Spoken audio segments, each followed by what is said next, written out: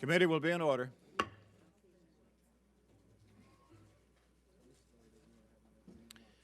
Well, welcome back to the Dusty Trail.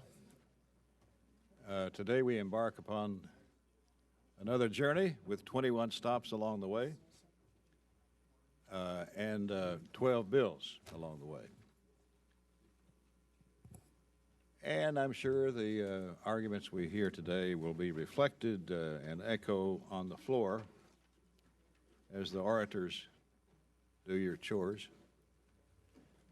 You know, Brooks Hayes used to be a member of this body, and he gave advice about how to make an effective speech, how to be a great orator. He said, here's what you do. He said, fill your mouth with marbles and make a speech. Then tomorrow, take one marble out, make a speech. And do that and do that and do that. And he says, you'll soon become an accredited public speaker as soon as you've lost all your marbles. So I think maybe we've already reached that point. Well, good morning. I want to thank you for the good work that you've been doing on your hearings. We've had over 100 hearings, I'm told, and we're in an extremely compressed year. I'm glad we're off to a very speedy beginning, kicking off what I hope will be a very productive year. It's a busy start. In addition to this markup of the Milcon bill and the 302B report, we also have Energy and Water and the Ag bills and subcommittee this afternoon. So I hope we can be brief as soon as we get everyone's attention. I hope we can be brief and we can complete our business this morning in a very efficient manner. The hearings that you've been having are a very critical part of the process, helping us draft good bills like the one before us today. I appreciate all of your commitment and your scheduling sacrifices, particularly on days when it seems you had to be in 3 places at the same time, as I did at different times. But that kind of dedication and hard work, it characterizes this committee. That's why this committee is so great. You respect the process and you respect each other, and you work across the aisle as well as across the country.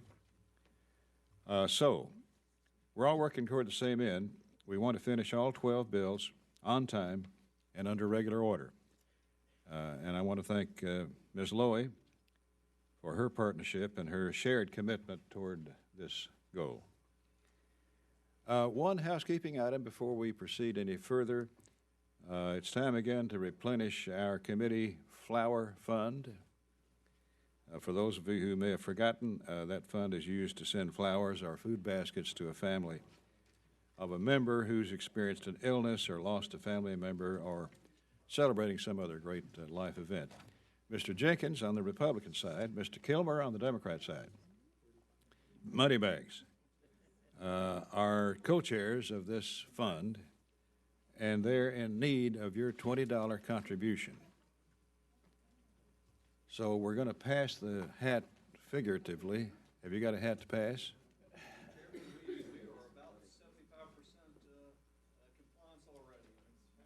Right here. All right. We are well on our way. All right. We may put you guys in charge of the budget.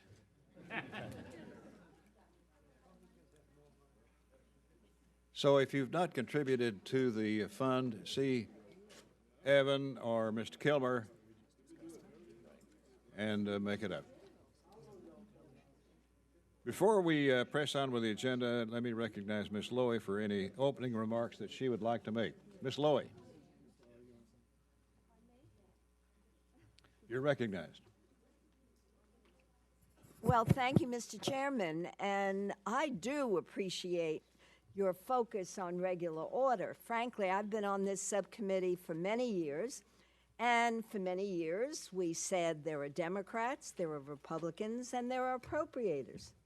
So I do hope we have regular order. I know all of our chairs and ranking members have been working very hard. I think I, as you, have attended more than 21 hearings a week, or some weeks 26 hearings a week. And I do hope, Mr. Chair, that all the members are hearing the Speaker's directives that none of these bills will come to the floor unless there's a budget. So I do hope that with all the work that this Appropriations Committee is doing, that we can complete the process, because we have a responsibility to the American people. There are many authorizers that are having very good debates and good discussions, but we actually have to fund the government. And our 12 committees have important responsibilities, and you and I are in agreement that we would like regular order. So I would appeal to all those on both sides of the aisle that we do have regular order, that we do have a 302B allocation, so we know where we are at the beginning and the end of the process. And I look forward to continuing to work closely with you as effectively as we can in getting our work done. Thank you, Mr. Chair. Amen. Mr. Chairman? Mr. Serrano? Mr. Chairman, if you would bear with me for a second, I've been very fortunate the years that I've been in Congress. I've either had ranking members or chairmen in the subcommittees that have been great. It was with some sadness this morning that I read of the retirement of my brother, Mr. Crenshaw. And he falls into that category of people who know the party they belong to, but know the larger body they belong to. And he's been a friend, he's been a supporter, he's been easy to work with, he's understood the differences that we have. We've disagreed, but we've never been disagreeable, and I'm gonna miss you a lot, my friend. I'm gonna miss you a whole lot. Thank you, Mr. Chairman. Correct. There's going to be a very large blank spot on the horizon for us all here because of the retirement of our friend. Best wishes to you. Godspeed. Any other general comments before we proceed with the bill? Hearing none.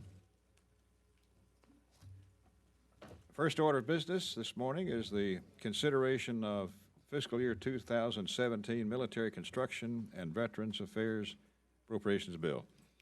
Let me now recognize the chairman of that subcommittee, Charles Dent. Thank you, Mr. Chairman, and I want to thank you for the opportunity to bring this bill before the full committee this morning, the first appropriations of the bill of the year, and we're the lead-off hitter and today's opening day. So the Military Construction, VA, and related agencies bill provides generously for our service members, our veterans, their families, and our monuments and cemeteries. Chairman Rogers and Mrs. Lowy have been steadfast in their support and interest in this bill, and we appreciate their leadership on veterans and military issues, as well as the allocation of $81.6 billion, almost $1.8 billion over the fiscal year 2016 level, which allowed us to accomplish a tremendous amount this year. So I certainly appreciate the participation of the subcommittee members, both sides of the aisle, as we consider priorities and funding levels for important programs in the bill. Our subcommittee ranking member, Mr. Bishop, is truly a great partner and friend in all the work of this subcommittee and in conducting meaningful oversight. So thank you, Sanford, for all your good work. And I'd also like to pause and recognize a longtime member of this subcommittee, Sam Farr, who is leaving us to retire to the beautiful California coast. Sam has served our subcommittee since 1999, making him the longest-serving member of this subcommittee. He's been responsible for some really great ideas, to be honest, fueled by creative thinking and elbow grease, and as you know, he's extremely engaged. One example is the Monterey model, which has become the benchmark in developing public-private partnerships between the military and surrounding community to deal with base closures. Through it all, his dedication to our, so congratulations on your retirement. I'd also like to thank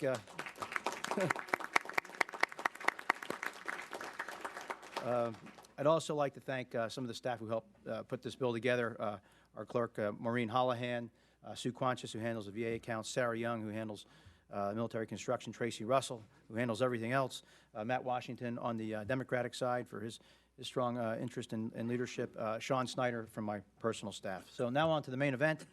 The funding recommendation before you totals $81.6 billion, which includes $7.7 billion in military construction funds, $172 million in OCO funds as requested by the President, $73.5 billion for the Department of Veterans Affairs, and $241 million for related agencies in our bill. That's the American Battle Monuments Commission, Arlington National Cemetery, the Armed Forces Retirement Home, and the Court of Appeals for Veterans Claims.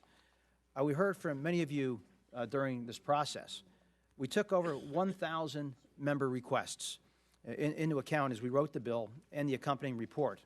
And we did our best to accommodate member interests and make responsible investments that will serve our constituents. For military construction, this bill supports our troops with facilities and services necessary to maintain readiness and morale at bases here in the States and throughout the world.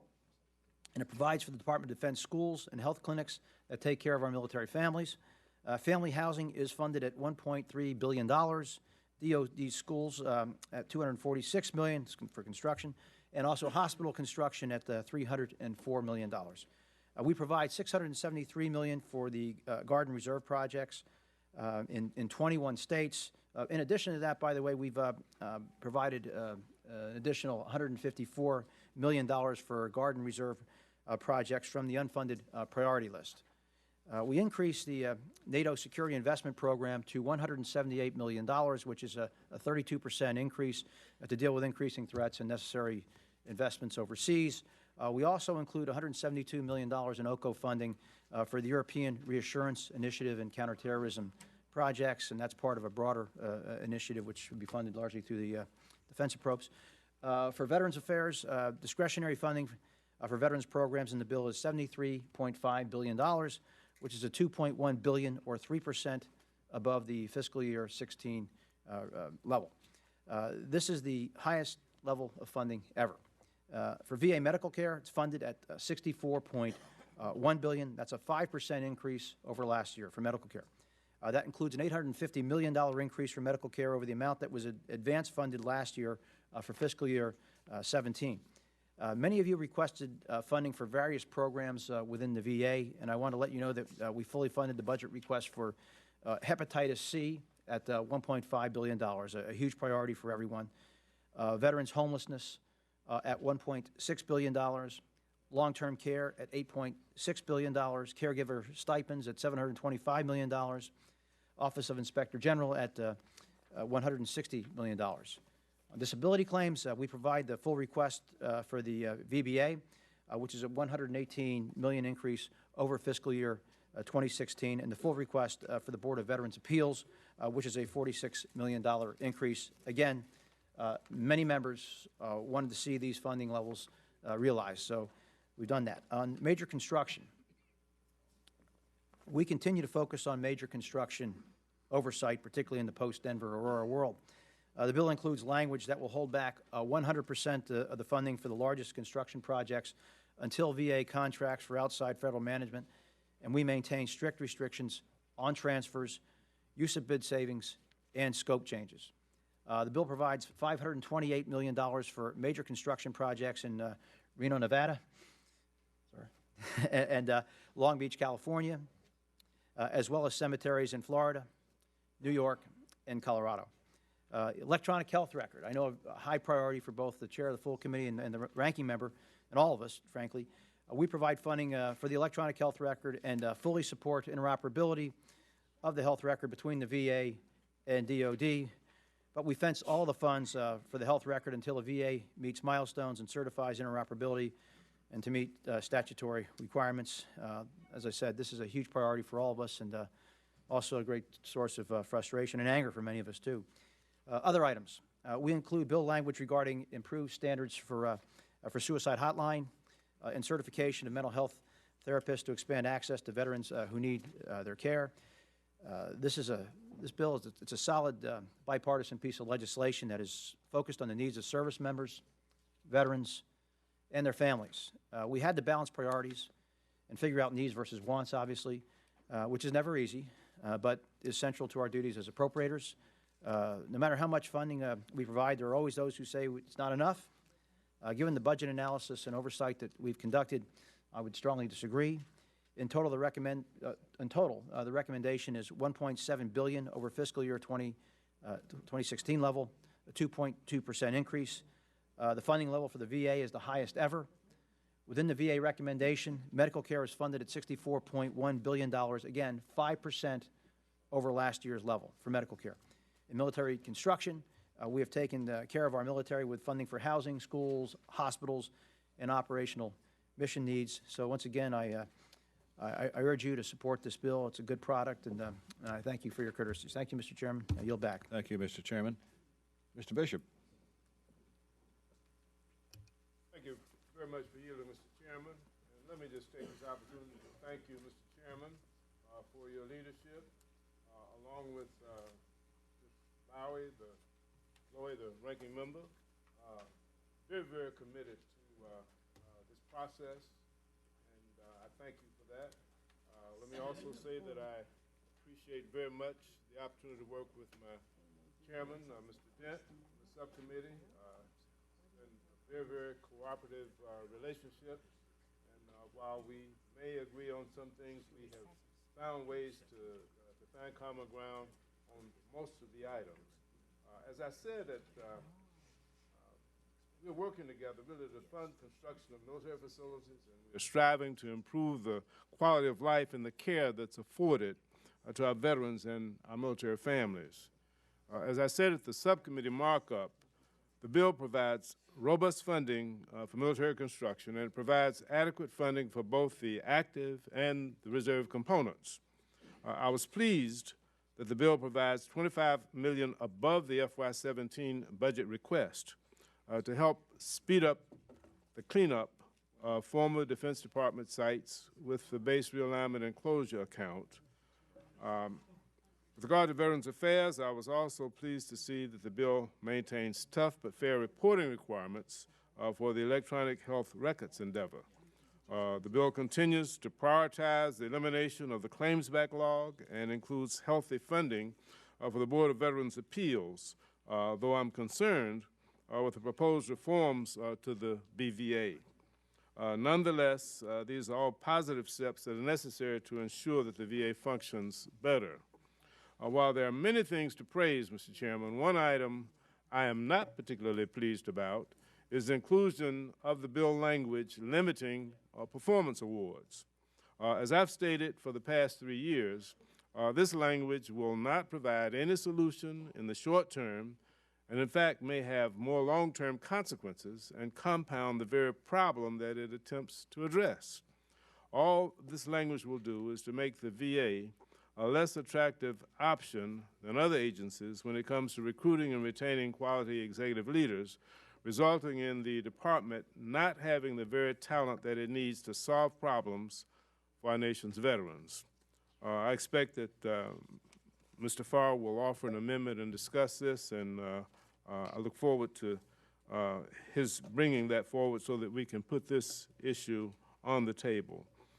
Turning away from the bill for a second, it's still unclear what the Budget Committee can and will do. That delay affects our committee's work, and we're presented with the real question of whether there will be a budget resolution due to the unrealistic demands of a small minority of the House. For the Appropriations Committee to get back to regular order, as the chairman and the ranking member and most of the responsible people in this body would like for us to do, it's necessary for us to really act so that we can proceed to the floor. As you know, Mr. Chairman, if we do not finish by May 15th, we may be confronted with yet another summer of failing to pass all 12 bills through the House. And we have a supplemental that must be enacted on. In fact, today, this committee could take a proactive approach to solving problems and support Ranking Member Lowy's amendment related to Zika. According to the CDC, since April 6th, there have been 78 cases in Florida. and it's only a matter of time before it makes its way to further north as we get closer to summer. It's in Florida now, and of course, Georgia is right next to Florida, and we're very, very, very concerned about what will happen if we don't act on this very soon. Because a small minority wants to relitigate issues already decided and acted upon by a bipartisan majority of both houses and signed into law by the President, we cannot address new issues as they arise. I applaud Chairman Rogers for honoring the allocation that the bipartisan budget agreement set for fiscal year 2017. The BBA will have to suffice until we can get past these unrealistic beliefs that we can just cut our way to prosperity. As we're all aware of our level of discretionary resources, this year will be especially tough for this subcommittee because our bill advances funds to the medical services account. While we start off in the hole every year when we factor in VA's annual second bite of the apple, this committee's work becomes even more difficult as we must balance the needs of the VA with all of the other federal agencies. As I've said numerous times, we must be more strategic about how we handle our federal budget. Now we need to take the next step, and that is to stop creating artificial crises. Mr. Chairman, would I have done something different in this bill? Yes, I would have. But these markups represent the first step in a long process of getting back on track. I commit to you that I will work to address these issues as we move forward through this appropriations process. Before I yield back, Mr. Chairman, I'd like to recognize the staff for all of the hard work and the time that they've put into this bill. From the Minority Committee staff, I'd like to thank Matt Washington, as well as Michael Reed and Michael Calcagni from my personal office. From the Majority Committee staff, I'd like to thank Maureen Hollahan, Sue Quantius, Sarah Young, Tracy Russell, and Sean Snyder. And one final thought, Mr. Chairman. As was mentioned earlier, today marks Mr. Farr's last markup of Milcom VA bills. He and I served on this subcommittee for a long time together, and if you've attended a hearing, you've probably heard Mr. Farr point out that he is the longest serving member of this subcommittee.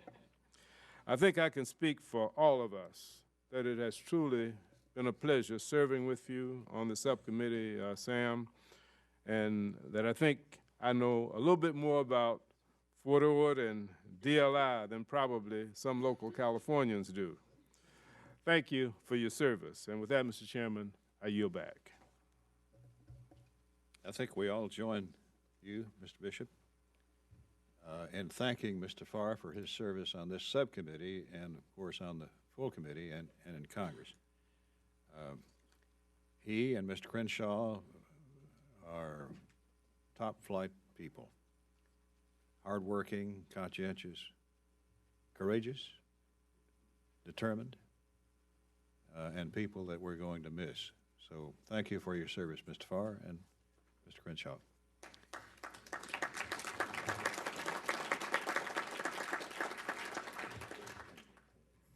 This bill, I think, is balanced and it's bipartisan, providing important support for our troops, their families, and, of course, our veterans.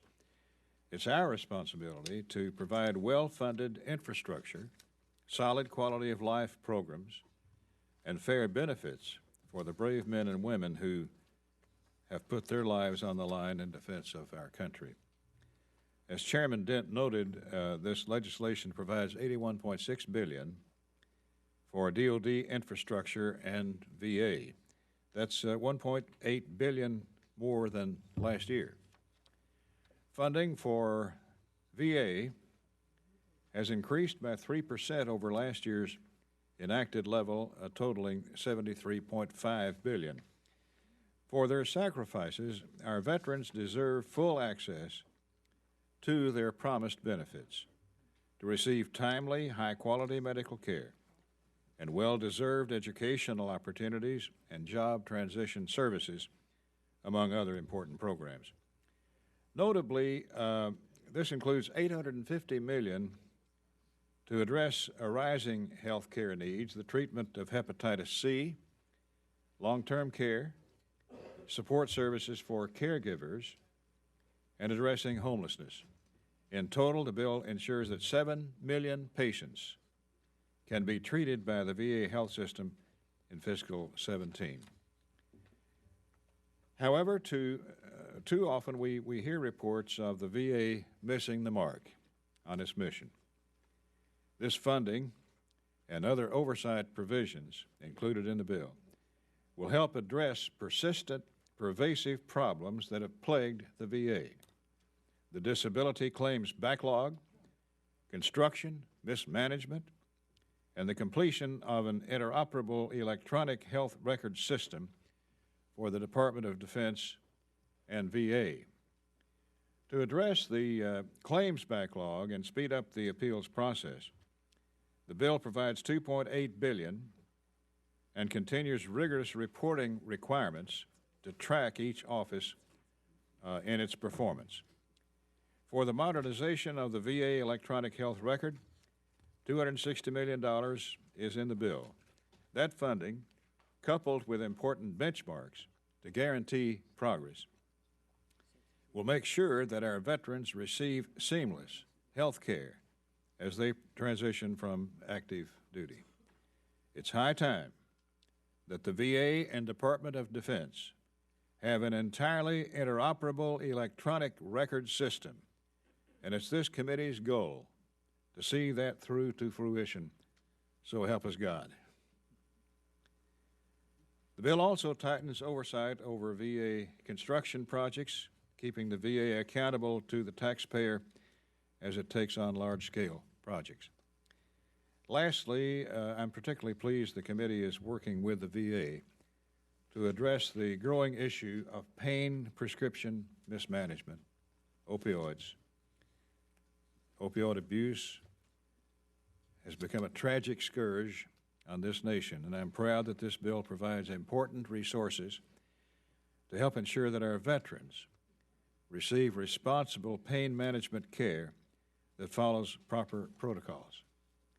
I don't need to remind the committee that the number of overdose deaths of opioids exceeds the number of people killed in car crashes this year, and growing.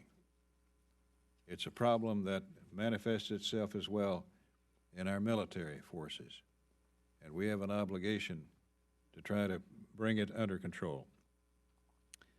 I'm pleased also that the bill helps take care of our servicemen and women during their active duty, making sure that they have access to quality housing, medical and education facilities, and other important infrastructures needed both in the U.S. and abroad.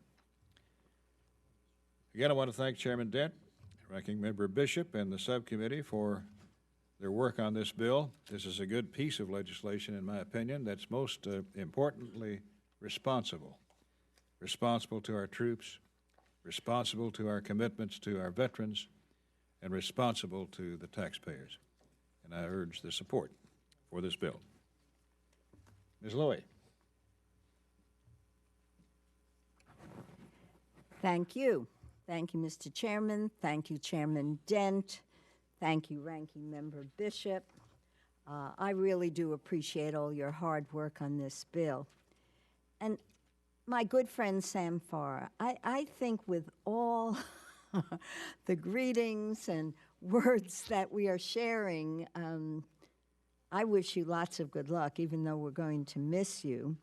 And as you go forward and have more time with your grandchildren, you face many new adventures, I know you'll keep in touch with us. And my birthday is July 5th, so we can celebrate together. We do wish you good luck. Your friendship has been a very, very important part of our work here, and I know we'll continue to get your advice, or maybe not. You'll be so busy. And Mr. Cranshaw, I am shocked. You are one of the very reasonable people, the real appropriators. See, my friend Tom Cole just looked up because he knows how much respect I have.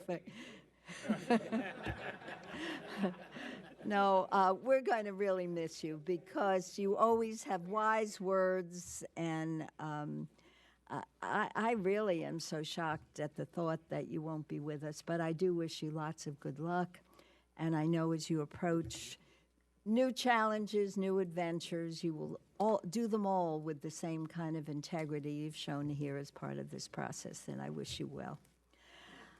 Now, before I begin, I must note that for months we have heard commitments from Republican leadership that the budget and appropriations process will return to regular order and adhere to the bipartisan agreement enacted in the late 2015. Yet today, at our first full committee markup, the House still has not passed a budget. It's doubtful that we ever will, and the most extreme voices in the Republican conference advocate reneging on last year's bipartisan budget agreement and reject as insufficiently radical a Republican budget resolution that would devastate good-paying jobs, end the Medicare guarantee, and increase poverty in our communities. Meanwhile, Speaker Ryan says appropriations bills will not be considered on the floor unless a budget is passed. And tomorrow, majority leadership will entertain proposals to change House rules to make it even easier to cut lifelines for seniors and families and blow up the appropriations process. Given the majority's continued dysfunction, I'm highly concerned about this committee's ability to meet the significant challenges we face.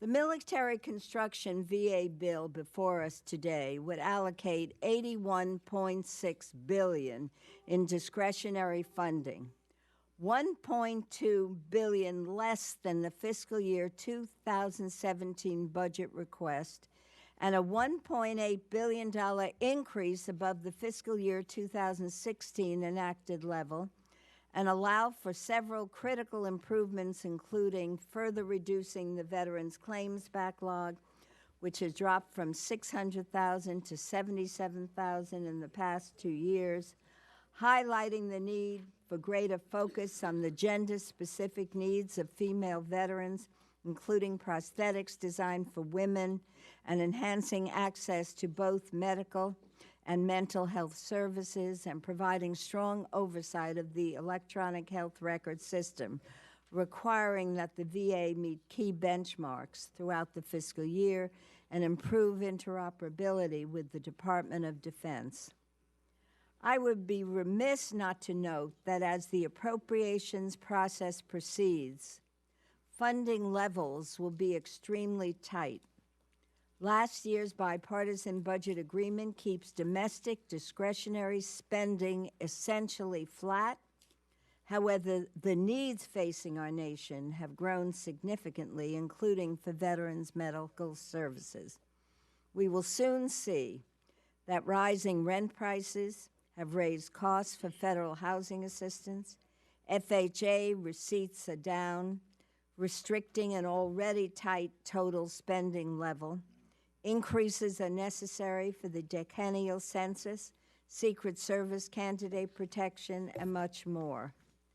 I am concerned that yet again, we are embarking down a path of increased funding for bills early in the process, without a plan to provide adequate allocations to other critical priorities, including infrastructure, education, homeland security, which will be cut as a result of these investments.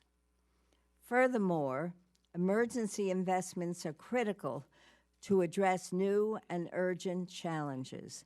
The administration should never have been forced by the majority's inaction to redirect funding that is still needed to combat Ebola in order to mount a robust response to Zika, which just yesterday the CDC described as scarier than we initially thought. Experts believe that Zika leads to deadly birth defects in infants can lead to paralysis and swelling of the brain and spinal cord in adults, among other serious health conditions. My colleagues, we don't have the luxury of fighting one public health crisis or another. We must do both. And resources are urgently needed to help Flint and fight the epidemic of opioid abuse. Meeting these responsibilities will require emergency spending, flexibility, and wisdom in allocating our scarce resources. I look forward to working with each of you, and I do hope that we can work together on both sides of the aisle, because these challenges are our challenges as appropriators. And as Americans, we must meet these challenges. Thank you, my colleagues.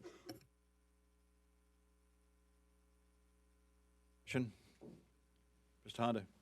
Thank you, Mr. Chairman, and let me add my thanks to both colleague Crenshaw and Farr for their work with us also.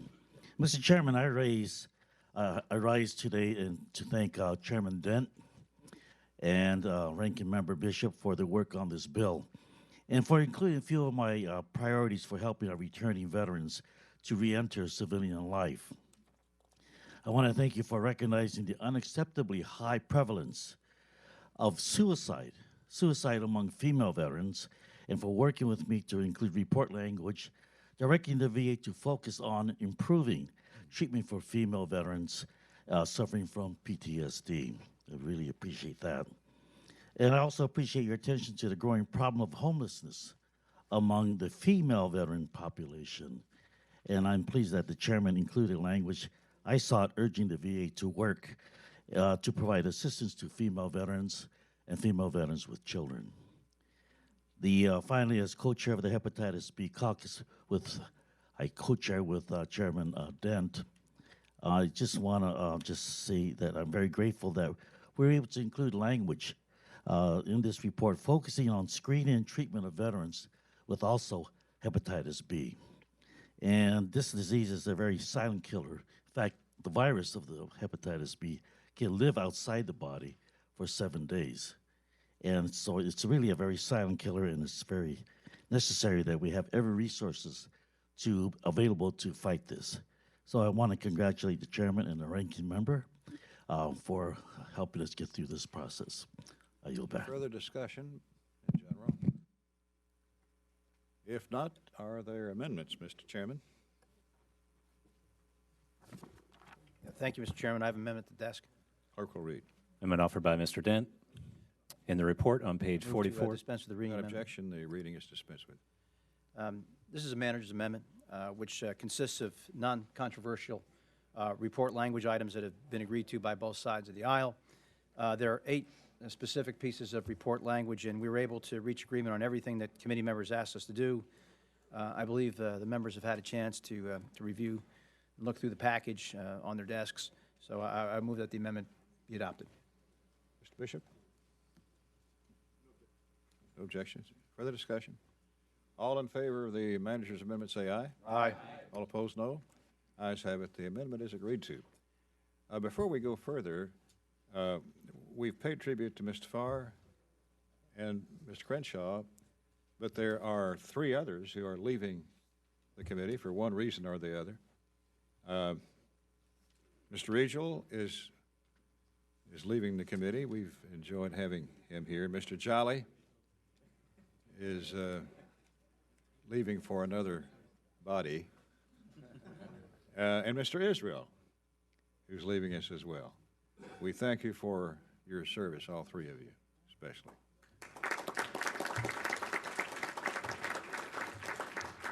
Are there further amendments to the bill? Mr. Farr?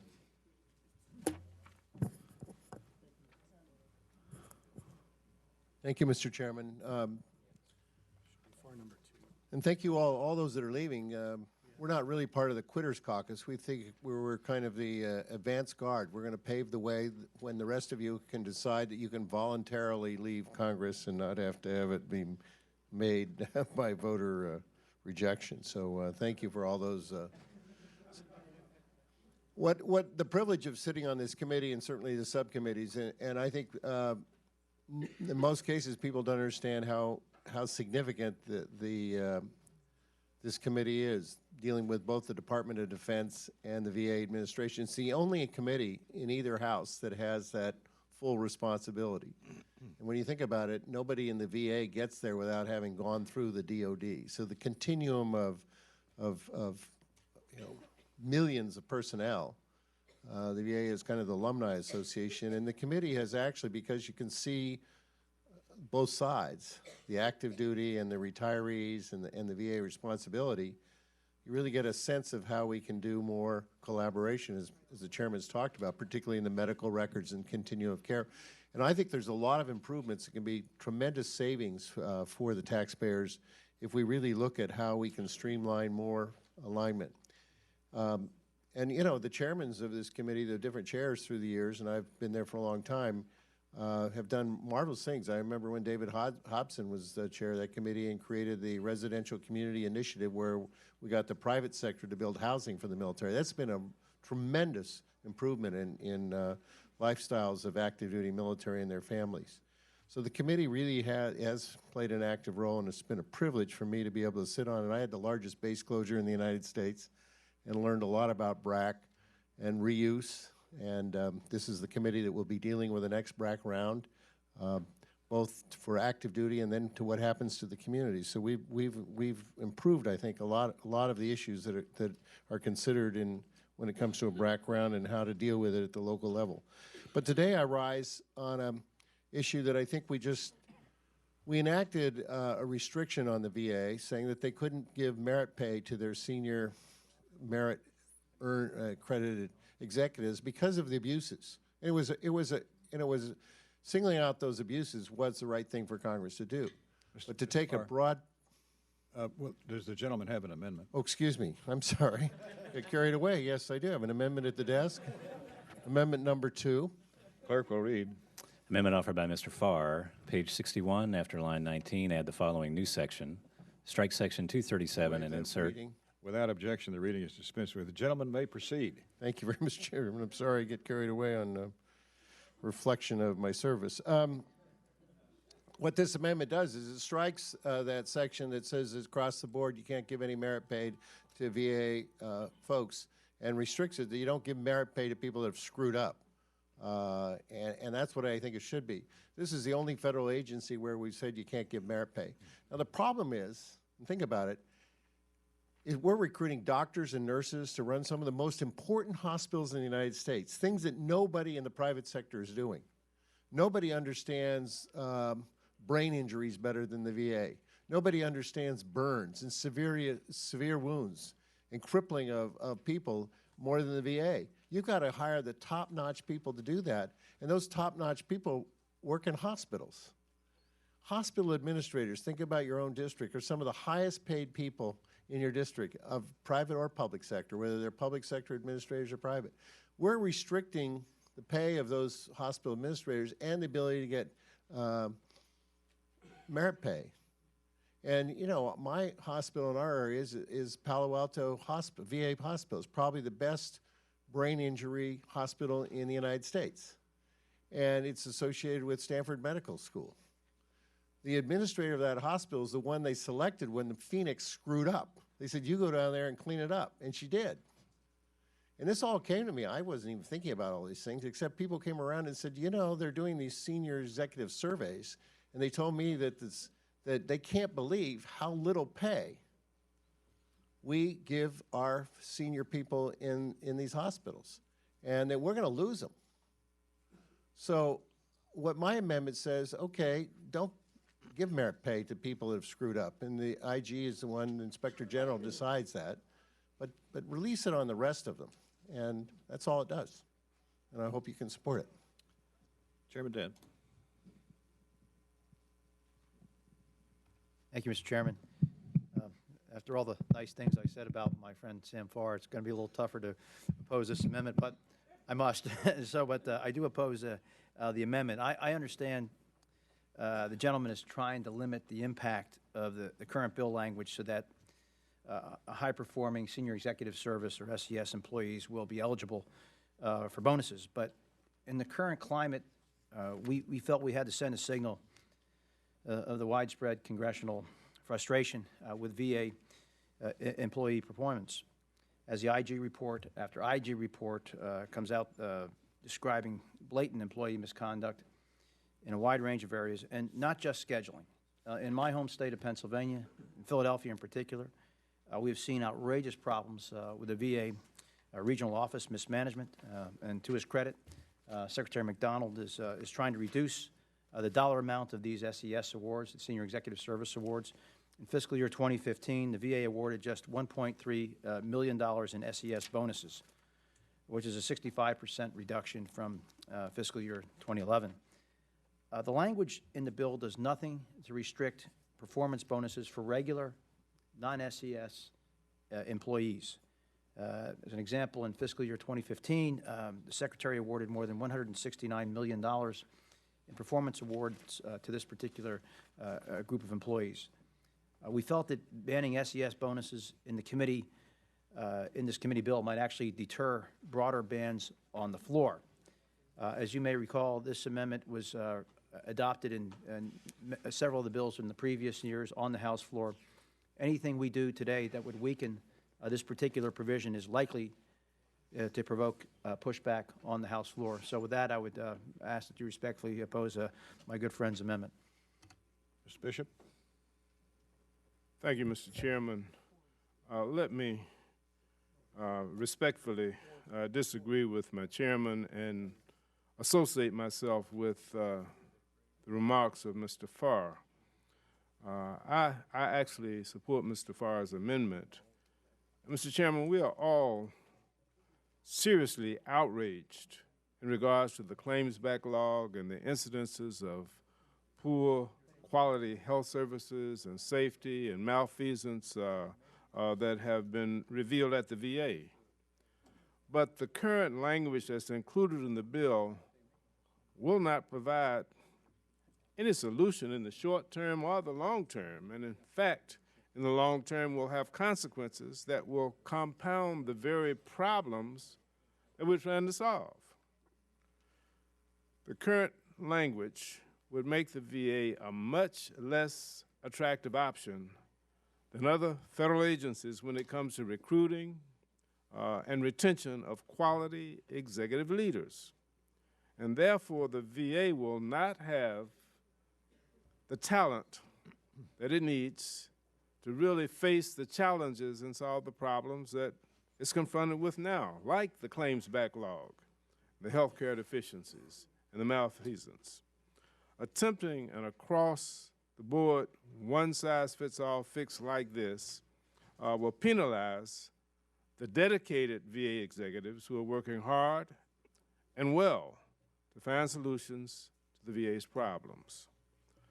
The Farr Amendment is more targeted, and like Mr. Farr so eloquently stated, this amendment takes into consideration the shortfalls of certain individuals while holding those who have done nothing wrong and who have innovative opportunities, will hold them harmless.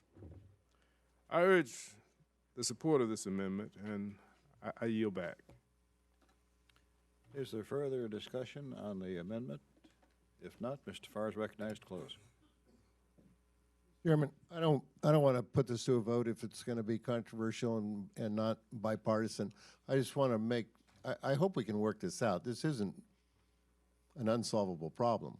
And I think we don't want anybody in public service at any level to get merit pay when their work is not meritorious. But I don't think we want to just have a broad brush and penalize everybody in the VA system and none of the other federal employees. And that's all the existing law does. So let's try to work on a solution before the end of the term, because I'd hate to lose the heads of burn centers in Houston and the heads of, of our great medical institutions because they are not allowed to get a merit pay just because they work for the VA. So thank you, Mr. Chairman, for the opportunity to present this bill, and I'll withdraw the amendment. The amendment is withdrawn. Are there further amendments? Mr. Rooney? Clerk will read. Amendment offered by Mr. Rooney, page 4, line 6. Without objection, the reading is dispensed with. The gentleman is recognized. Mr. Chairman, my amendment is simple. It restricts the obligation. Standing right here. Thank you. My amendment restricts obligation and expenditure of funds subject to an authorization for the Joint Intelligence Analysis Complex Consolidation, Phase 3. The intelligence community and the Intelligence Committee, of which I'm a member, have expressed concerns about the specific consolidation of intelligence function at one location. As a member of the committee as well, we should do our due diligence to make sure that any and all concerns are vetted and a solution is found. The Government Accountability Office is currently conducting a review, and it is the hope of this review it will provide a solution to these concerns. I urge you to vote yes on my amendment, and I yield back. Chairman Dent. Thank you, Mr. Chairman. I have no objection to the gentleman's amendment. It's essentially a fence on Phase 3 money. It's in the bill. I yield back. Mr. Bishop.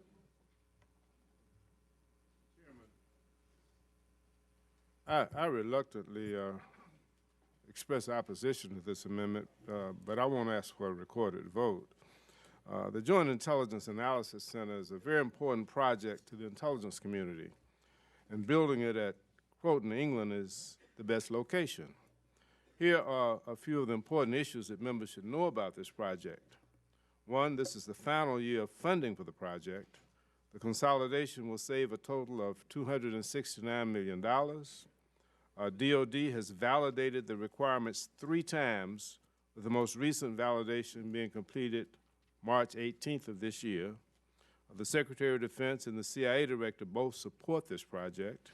And when you compare this project to other consolidation projects, the cost is in line with other consolidation projects. Furthermore, we have had our Surveys and Investigation Subcommittee to validate the cost estimate, and Croton was the better location. It's my hope that this language, which I find completely unnecessary, will not delay this very important project. With that, Mr. Chairman, I yield back, but I did want to put that on the record. Thanks, the gentleman.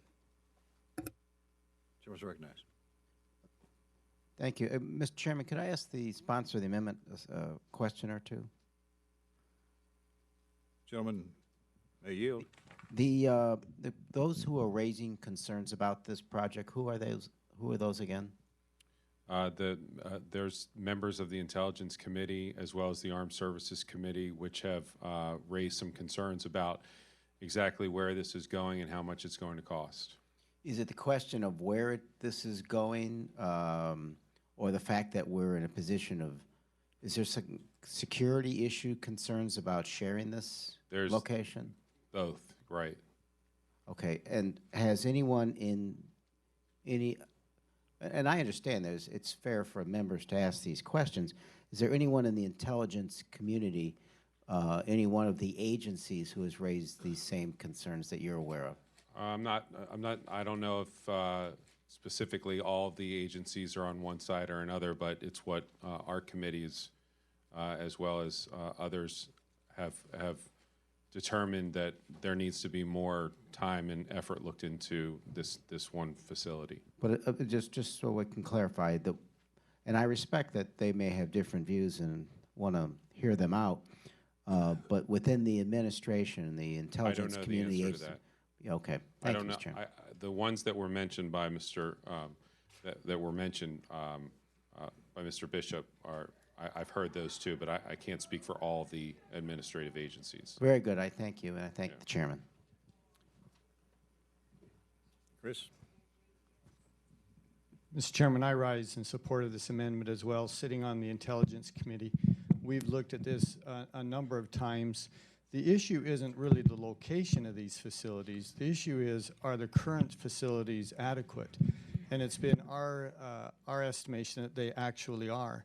Now, of course, DOD and CIA are support of this expenditure. If given the choice of building a new facility or finding sufficient the one that they have, they'll of course accept. They would rather have something new. But again, we've looked at this numerous times. In fact, we think there are advantages to the current facilities, and we just believe that it's not necessary to expend this money for this purpose right now. So for those reasons, as well as others, again, I stand in vigorous support of this amendment. And we appreciate the subcommittee chairman for supporting us on this. Is there further discussion? Hearing none, Ms. Rooney is recognized to close.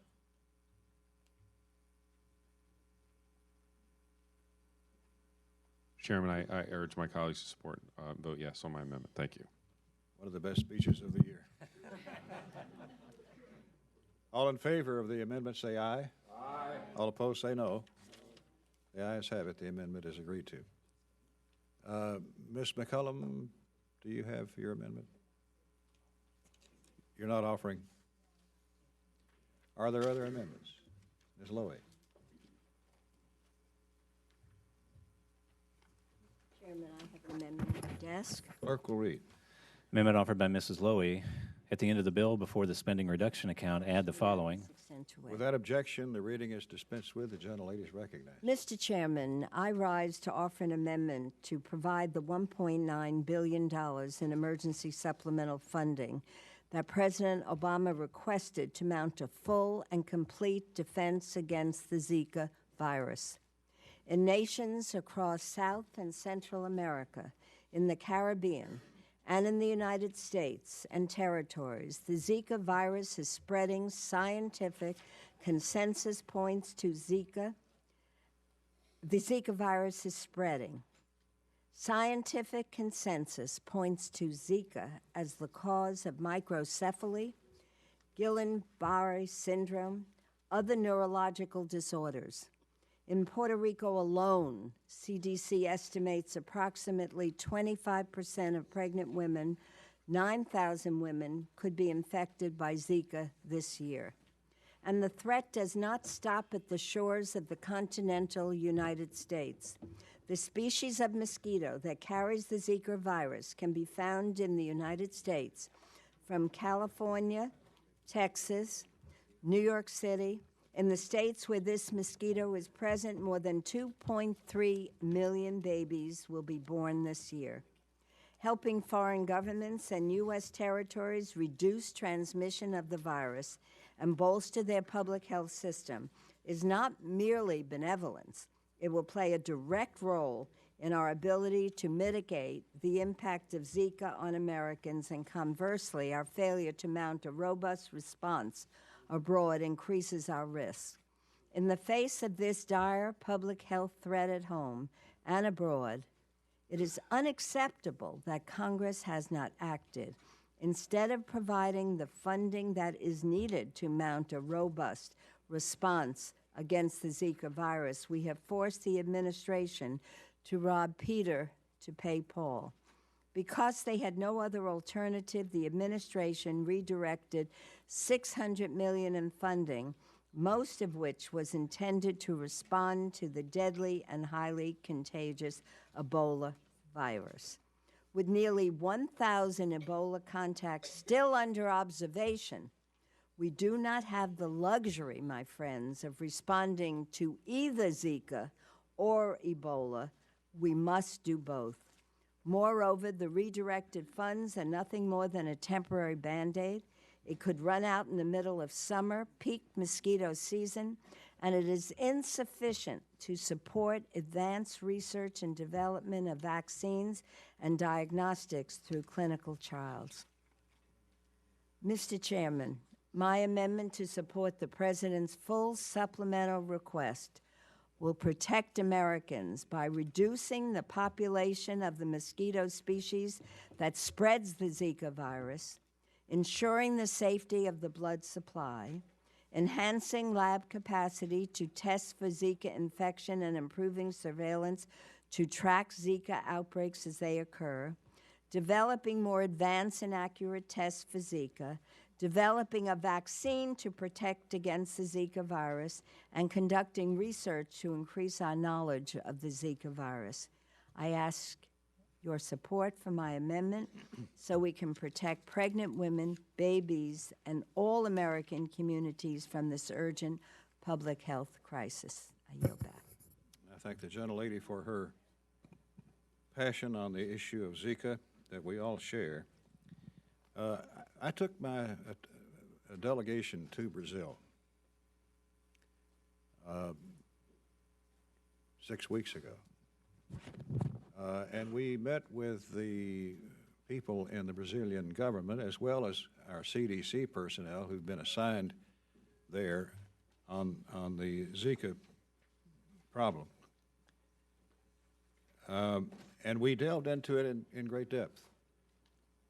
I've had long conversations with the head of CDC, Dr. Frieden, and the head of NIH, and many other of the agencies, but also including the president. And I told him and them, look, we're prepared to help. We want to help. We want to be of help here. But you've got to tell us in detail what you want the money for, how much, and when. You know, we got fiscal 16 upon us at the moment. We've got fiscal 17 that we're now lining up to appropriate for. But we simply can't get information out of the administration on the kinds of money they need, where or when that they need it. This is a serious problem. It's going to get worse, no doubt about it. And we need to be prepared. I think there's a three-step process that we need to do with the Zika. One, we need to get the administration to apply the funds, the unobligated monies they have, around $2 billion, that is unspent and unobligated on Ebola. When the money was appropriated, our language said something to the effect that this money can be used for Ebola and other diseases. So when the administration requested that $1.9 billion supplemental, which was just almost a slush fund that cost the government, money could be used for any purpose. We said, look, we don't do business that way. We appropriate the taxpayers' dollars in a responsible, direct way with details that we all can understand. And Chairman Cole, Chairman Granger, and I wrote a long letter to the administration saying, use the unobligated monies for Ebola that you're not using for that purpose or any other. Use that in the short term so you can get on this problem right now. And then we will, if we see the need, if you see the need for a supplemental for fiscal 16, beyond the monies that you can get from the Ebola body, then we're open to a supplemental. But you've got to tell us where and how much and when. That's phase one. Phase two is a supplemental, if necessary.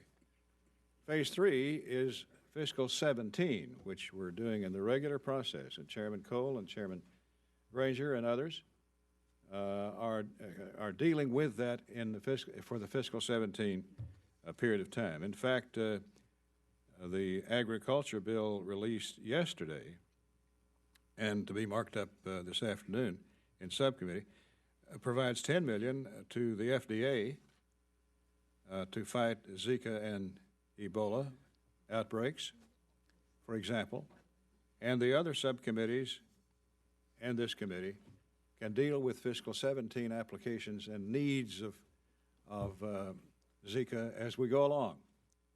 But in the meantime, use the money that you already have that's unobligated to get on this problem today. Now they finally said, okay, we hear you. And they've already sent 589 million of those funds for this purpose. I applaud that, and I think we all do.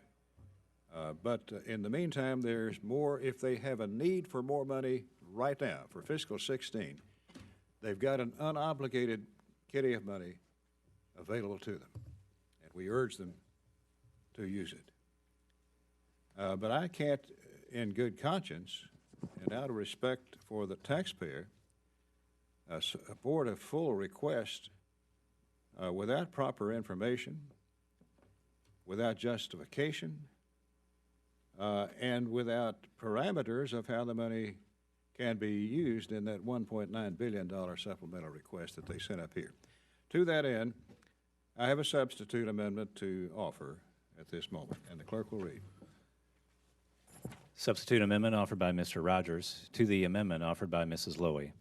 Insert at the appropriate place in the bill the following: SEC, unobligated balances of amounts appropriated under Title VI of the Departments of Labor, Health and Human Services, Education, and Related Agencies Appropriations Act, 2015, Division G of Public Law 113-235, and Title IX of the Department of State, Foreign Operations and Related Programs Appropriations Act 2015, Division J of the Public Law 113-235, shall also be available for necessary expenses to prevent, prepare for, and respond to Zika virus domestically and internationally, provided that such amounts are designated by the Congress as an emergency requirement pursuant to Section 251B2A of the Balanced Budget and Emergency Deficit Control Act of 1985, except that such amounts shall be available only if the President subsequently so designates such amounts and transmits such designation to the Congress. Now, this amendment would give the administration explicit and complete authority to use any unobligated Ebola funding right now, today,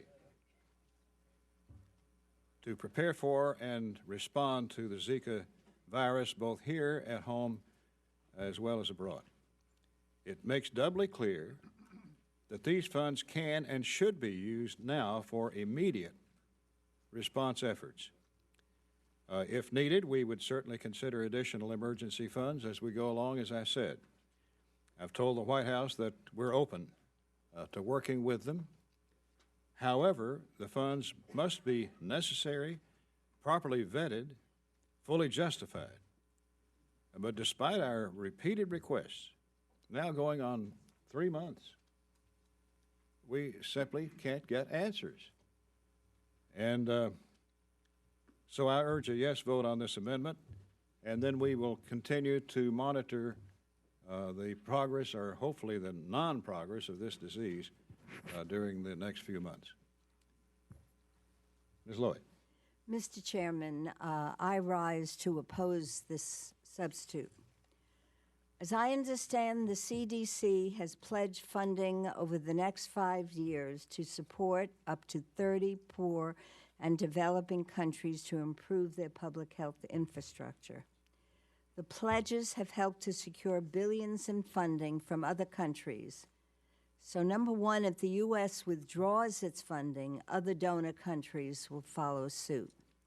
These are precisely the type of countries at risk of being ground zero for the next pandemic. The administration has already identified $510 million in unspent Ebola funds that can be responsibly redirected to begin the Zika response. The remaining funds this committee approved for Ebola are still needed and are planned to address discrete needs to ensure that we do not lose control of the Ebola epidemic again. Some of the funds targeted by this amendment have already been notified to Congress. If we had helped, my colleagues, Liberia, Sierra Leone, and Guinea to build public health facilities, they could have stopped the Ebola outbreak in its tracks. Instead, we had to provide more than $5 billion in emergency funding after more than 10,000 lives had been lost. In addition, there are more than 1,000 people being monitored in West Africa for their connections to recent Ebola patients. This crisis with Ebola is not over. We cannot afford to let Ebola rage out of control again. In addition, we have pledged to help these poor West African countries rebuild their health systems after being devastated by the worst Ebola outbreak in history. It would be irresponsible to withdraw these funds. So, my colleagues, it is short-sighted and irresponsible to ship these funds to another crisis. We should be able to handle two public health threats at the same time. So let's reject the substitute, provide the resources that are necessary to protect our families. Both Zika and Ebola still remain a threat.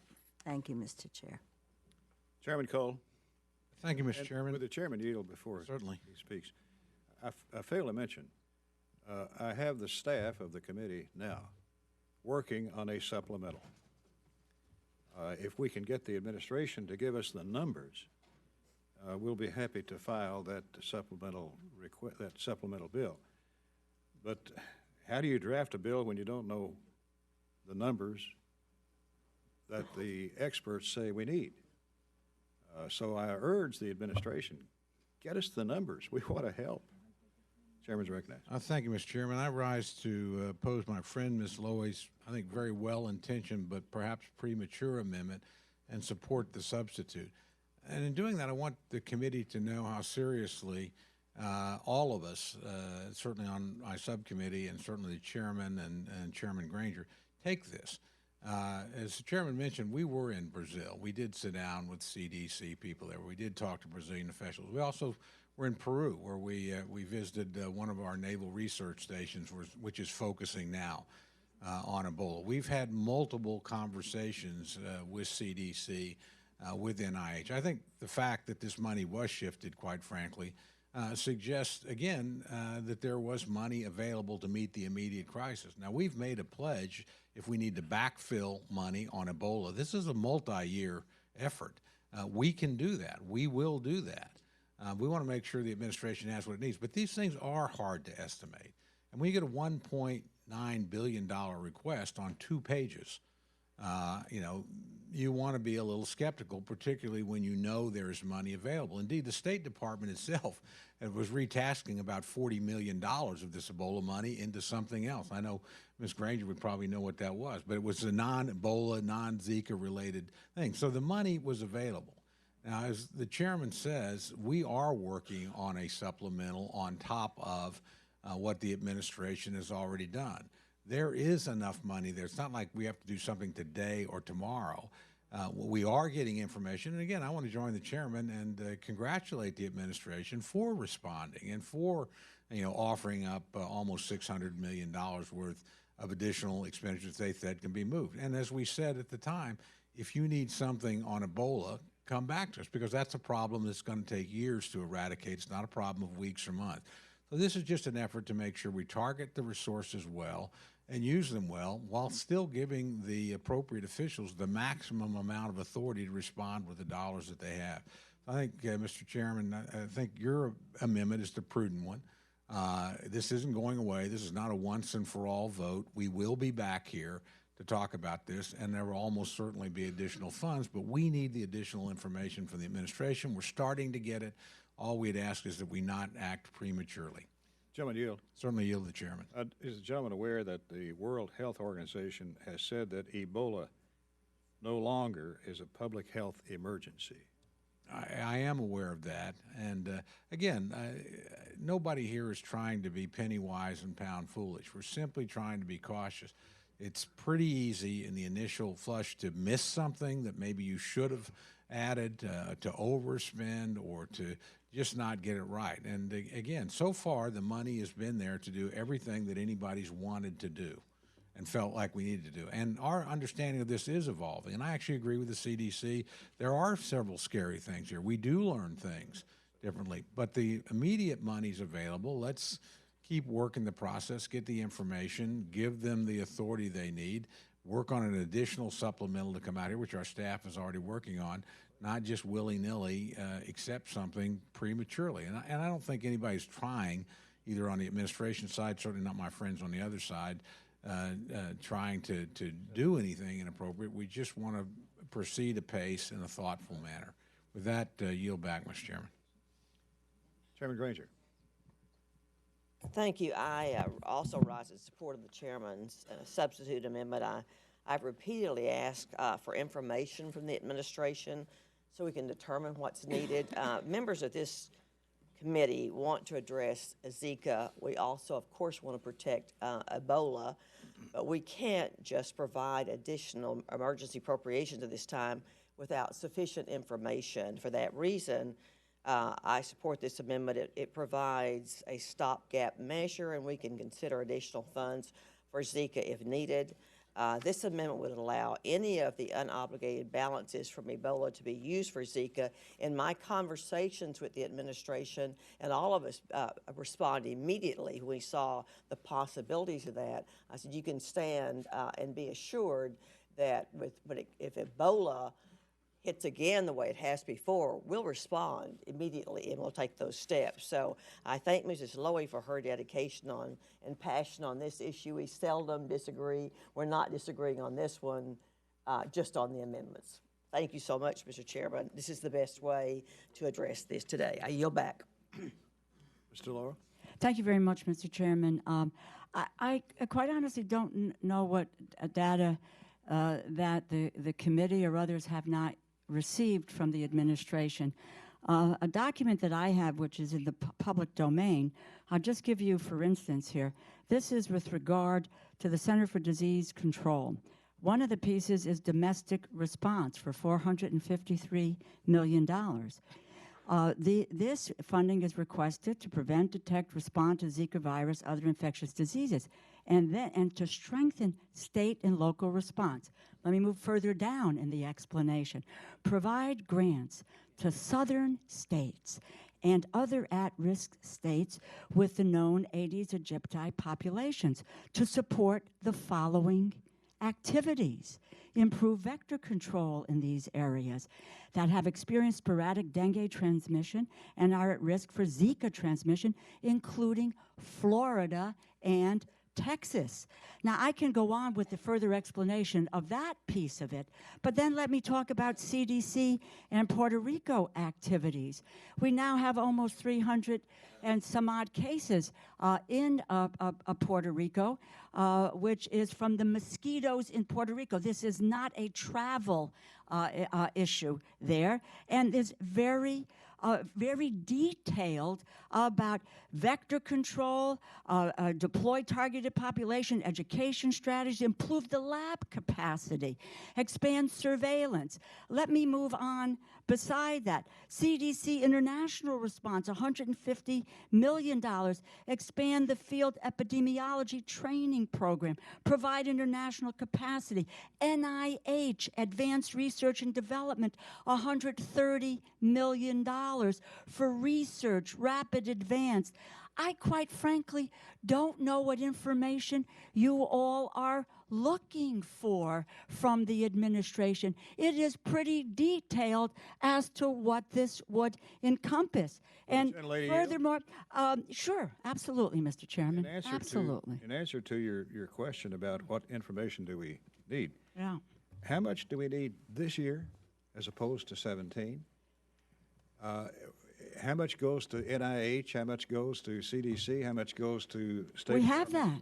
How much goes to NIH, CDC? They've asked for 1.9. They've come up with over 500 million based on the many conversations that I have been in with yourself, Mr. Chairman, with Mr. McCarthy and others to talk about how we might address this issue. Gentlelady, further you? Sure.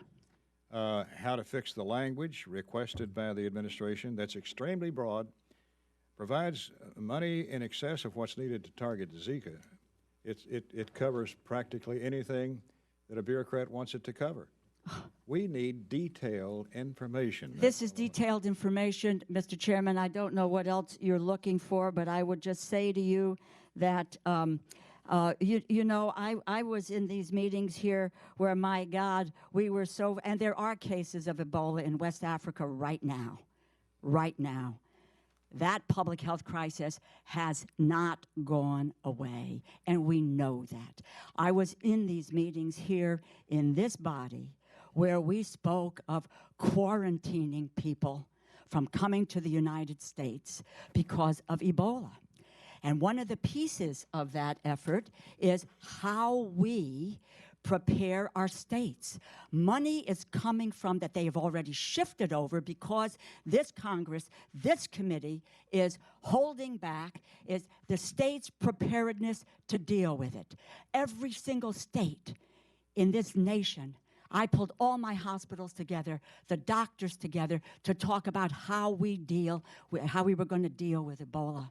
And we looked at this in an effort to talk about how we strengthened the public health infrastructure. We committed, Mrs. Lowy spoke about Liberia, Sierra Leone, etc. We committed our obligation as a donor country, along with other donor countries, to make sure that we help to put that public health infrastructure together in these countries. We pull out of that effort. Let me tell you, all of those other countries are going to pull out of the effort, and we're going to watch one more time in this committee about how we quarantine people, how we shut down the border and not allow them to come here because of an Ebola crisis. It is penny wise and pound foolish. The administration has been very clearly detailed on what they need this for, and they have been so responsive, Mr. Chairman. You know that, in terms of Secretary Burwell looking for the money that might be able to be reprogrammed in order to start to deal with it. If you don't want to listen to me, listen to Dr. Fauci.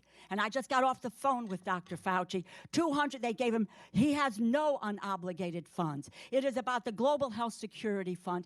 That is not something that we ought to be tampering with, especially when this crisis is at our border. We have young men and women going to Brazil and athletes who are there. We have women who are pregnant around the United States.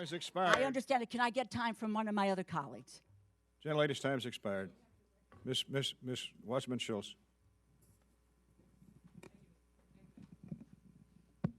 Thank you, Mr. Chairman. I am glad, actually, to hear for the first time that the majority is interested and willing to consider a supplemental appropriations bill to address the Zika crisis. That does represent some progress, because we'd not heard that before today. What I'm concerned about is that, and let's use an analogy here. The substitute amendment is proposing to move money from one health crisis to a different health crisis. That's like suggesting that we have two houses burning side by side, and we would use the same hose to try to put out both fires. Does that make any sense? It certainly does not make any sense. Let's take a look closely for a moment at just how dire the pending looming Zika crisis is. Just yesterday, the CDC released statistics that show us that in Puerto Rico alone, the number of Zika cases are doubling weekly, that we could very quickly be dealing with hundreds of thousands of cases of Zika just in Puerto Rico.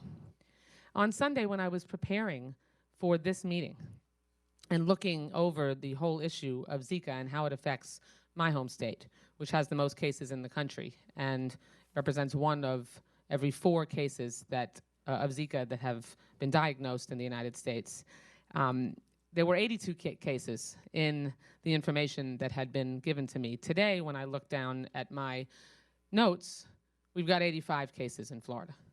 So it is rapidly advancing.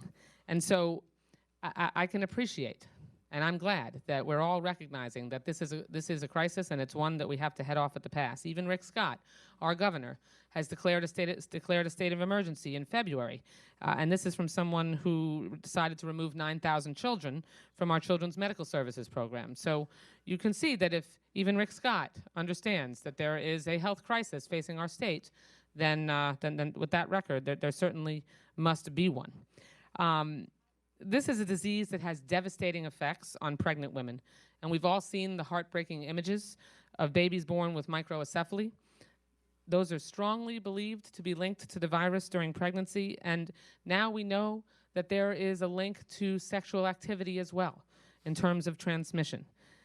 Our climate in Florida and our location make us especially susceptible to locally developing similar diseases, particularly mosquito-borne illnesses. And Mr. Bishop pointed out that Georgia is the state right next to us. I mean, our borders, state by state, are purely artificial, and we are rapidly entering not only mosquito season, but a high travel season. And so we are going to see, if we don't address this issue head on and not rob Peter to pay Paul, as the substitute amendment would do, then we are going to see explosive growth in the diagnoses of this illness, of this disease. Now, we're currently in the middle of a public comment period for a proposal to introduce genetically modified mosquitoes into the Florida Keys. And mosquito control is going to be an integral component of fighting the spread of Zika. But that is just one piece of the total public health puzzle. Again, I want to stress, especially with the number of people that travel from Puerto Rico to Florida, back and forth, and the number of people that we have migrating from Puerto Rico to Florida, with the dire situation that they have and how rapidly it's advancing in Puerto Rico, this is something that we cannot afford to stand on ceremony. Mr. Chairman, it would seem to me that we could adopt Ms. Lowy's amendment, mine, Ms. Lowy's, and Ms. DeLauro's amendment. If there are questions that the majority has of the administration, you can certainly ask them. There's nothing that stops us from adopting the Lowy amendment, getting those questions answered. This is only a full committee markup, and we can get those answers and make modifications going forward if that's necessary. But to suggest that we're going to deal with this looming health crisis that is going to potentially and very likely explode if we don't address it comprehensively and head-on is the height of irresponsibility. And so I urge defeat of the substitute amendment and adoption of the Lowy amendment so that we can make sure we don't end up in an Ebola crisis and that we don't start or rekindle an Ebola crisis by taking money away from that badly needed attention either. Thank you. I yield back. Chairman Culberson. Chairman Rogers, we've got two amendments before us, Ms. Lowy's and yours, and if we, as I understand, everyone agrees in agreement. There's unanimous agreement. We need to move very rapidly on this issue. We're all on board and want to see this this disease headed off as quickly as possible. But if we were to adopt Ms. Lowy's amendment, since the budget is not agreed to, and the Senate continues to have a 60-vote requirement to move appropriations bill, the Lowy amendment wouldn't even move or become law for quite some time. However, if it's my understanding that the existing language in the in the current law in the Health and Human Services bill is broad enough, Mr. Chairman, to enable use of some of the unobligated balances for the Zika virus. Is that correct? The money could be used today. Yeah. So the existing money, broad language, and we all agree on the need for speed. There's no appropriations process moving right now, Mr. Chairman. Mr. Chairman, yield.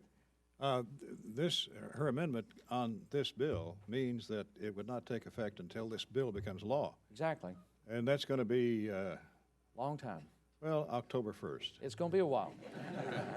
It's going to be a while. So my point, Mr. Chairman, is since we're all in agreement on the need for speed and get this done right away, if we adopt your amendment, Mr. Rogers, we are telling all the agencies that is the intent of the Appropriations Committee that they apply the existing law and the existing money, those unobligated balances, to be used immediately to deal with this crisis. So therefore, I'd strongly support your amendment because that's the most responsible, prudent, and fiscally responsible way to deal with this crisis in a way that will take effect as soon as we pass this bill today. Would the gentleman yield?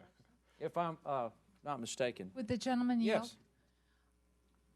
If Mr. Rogers' amendment is to this bill, is to the underlying bill, the VA bill. Right.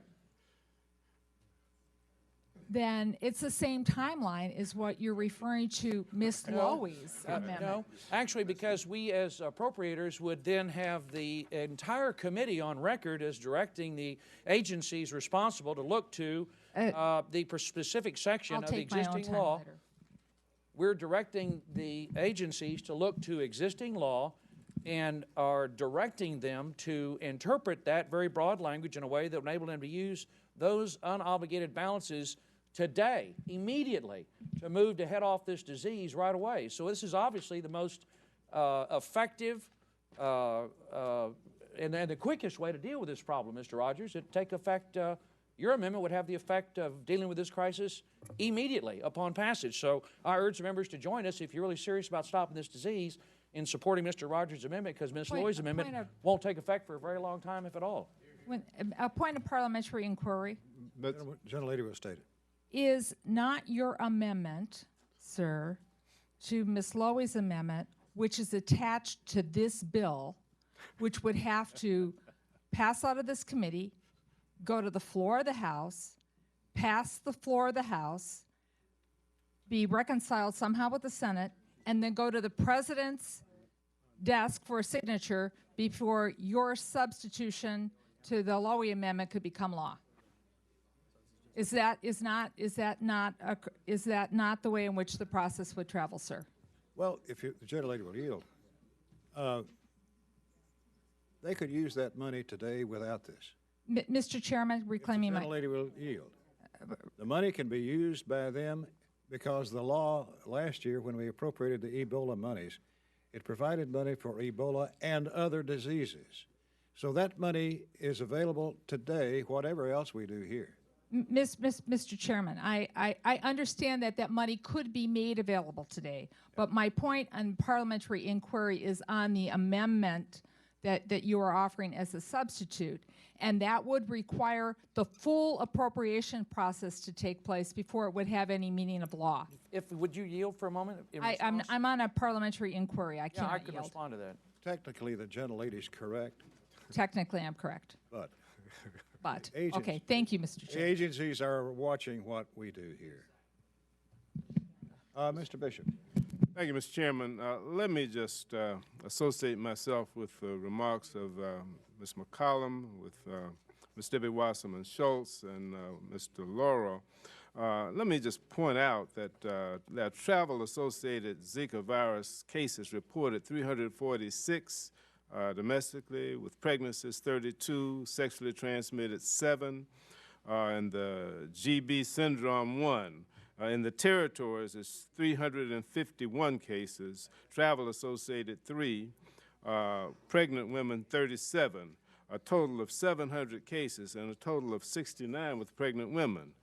And Mr. Chairman, in support of, in opposition to the substitute, I'd like to yield the balance of my time to Mr. Laurel.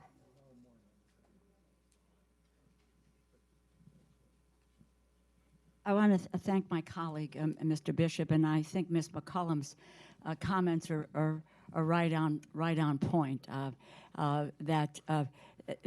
This substitute really ought to be withdrawn because it would go through this regular process of an appropriation and would wind us up God knows when this process is done. And if I followed my dear friend there, I tell you this, that my gosh, if we were following the letter of the law here in regular order, we would not be marking up this bill today because there's a 302B balance, allocation for this bill and not for anything else. So regular order is truly not being followed as we proceed here today. And back to the Ebola funding, we appropriated funds for a number of purposes at that time. To address the threat in West Africa, to strengthen healthcare systems in the United States, to develop a vaccine for Ebola, to help poor countries to detect and prevent outbreaks in the future, so that we could stop future pandemics before they reach the United States. The threats still exist. The threats have not gone away. There are recent cases. And my point is, it is so short-sighted and irresponsible of us to shift the funds to another crisis. And it sounds good what is being said here, but the wrangling over this in the face of a public health emergency, which is now facing people in this country, is really incredible. The mosquitoes, there isn't a wall for the mosquitoes. They're traveling. It is not only the southern states, the Gulf states, they are moving north. So you've got Texas, Louisiana, Mississippi, Alabama, Florida, large concentrations. They're the primary carrier of the Zika virus. 783,000 births in 2014. Along the Gulf Coast, temperatures are already beginning to move into the 80s. By May and June, we are going to see these mosquitoes in large numbers. Let's move now to pass this supplemental. You've got plenty of detail. There are questions that can be asked that can be answered. Anybody who has sat down with the Secretary of HHS, and people in this room have, and I've been in the meetings with them, regard her as a very responsible person who's looking for a way to be able to have her agency function in the way that it should function. This is Dr. Peter Hotez in Houston. He says that if I were a pregnant woman in Houston, I would be nervous. Marco Rubio this week, the Zika virus is impacting Florida. We must be prepared for what is predicted to be an even more explosive outbreak. We are sending blood supply to Puerto Rico. What happens when that blood supply, when we're looking at our southern states and also are going to be facing the same kinds of a situation? We haven't, the dismissal of this as an emergency and as $1.9 billion, which has been identified as to what this money is for. And in response to members of this committee, the administration came back and said $589 million is there. It's not going to be enough. When somebody like Dr. Fauci tells you he doesn't going to have enough money to deal with the circumstances, when the CDC tells you that the money isn't going to be enough to make it, what is it about our process that won't let us appropriate the dollars necessary to deal with a public health emergency? Thank you. Ms. Lee. Thank my colleague from Georgia. Thank you, Mr. Chairman. First, I want to associate myself with all of the remarks that have been made on our side and add a couple of things. First of all, the World Health Organization declared the Zika virus an emergency. This was in February. Now, I have seen war funding supplementals fly through this House quickly, very fast. This $1.9 billion emergency supplemental reflects a response that should fly through this House quickly because it is a state of emergency, just as war funding supplementals fly through this House. For the life of me, I can't understand why you don't see this as really a state of emergency as it relates to a public health crisis. When you look at Ebola, when you look at Zika, when you look at all of the other pending public health issues and crises that we're faced with. And so to be able to save lives, and this is what this is about, lives of pregnant women and children, to be able to mitigate against further people further being infected in different states, because this has hit the United States and it's going to keep coming. And so I would really urge us to support our ranking member's amendment and defeat this substitute, because we have to see this as a war. This is a war, a public health war to help save lives of women and children in our own country and throughout the world. And so I hope we support Congresswoman Louie's amendment and defeat the substitute and really address this as what it is, and that is a state of emergency. And let's address this like we do the war funding for Iraq and for Afghanistan in terms of the supplemental nature of that response. Thank you. Mr. Stewart. Mr. Chairman, I stand in support of your amendment, which won't surprise you or others. Within a few days of the President requesting this $1.9 billion, we put legislation forward which would have done exactly what you're suggesting here. And in the process of investigating that, we found out several interesting things. Number one is no one could say exactly how much had been appropriated to fight Ebola, although they were fairly close. But more interesting is that no one had any idea how much of that money remained unaccounted or had not been specifically targeted towards specific needs.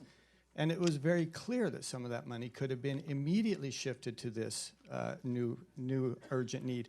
And by the way, some of the talk here that suggests, for example, that we don't understand that this is an emergency, that we don't want to protect Americans, that we don't want to deal with the fact that there are great concerns about it, I think that's nuts. It's just absurd. No one in this room believes that.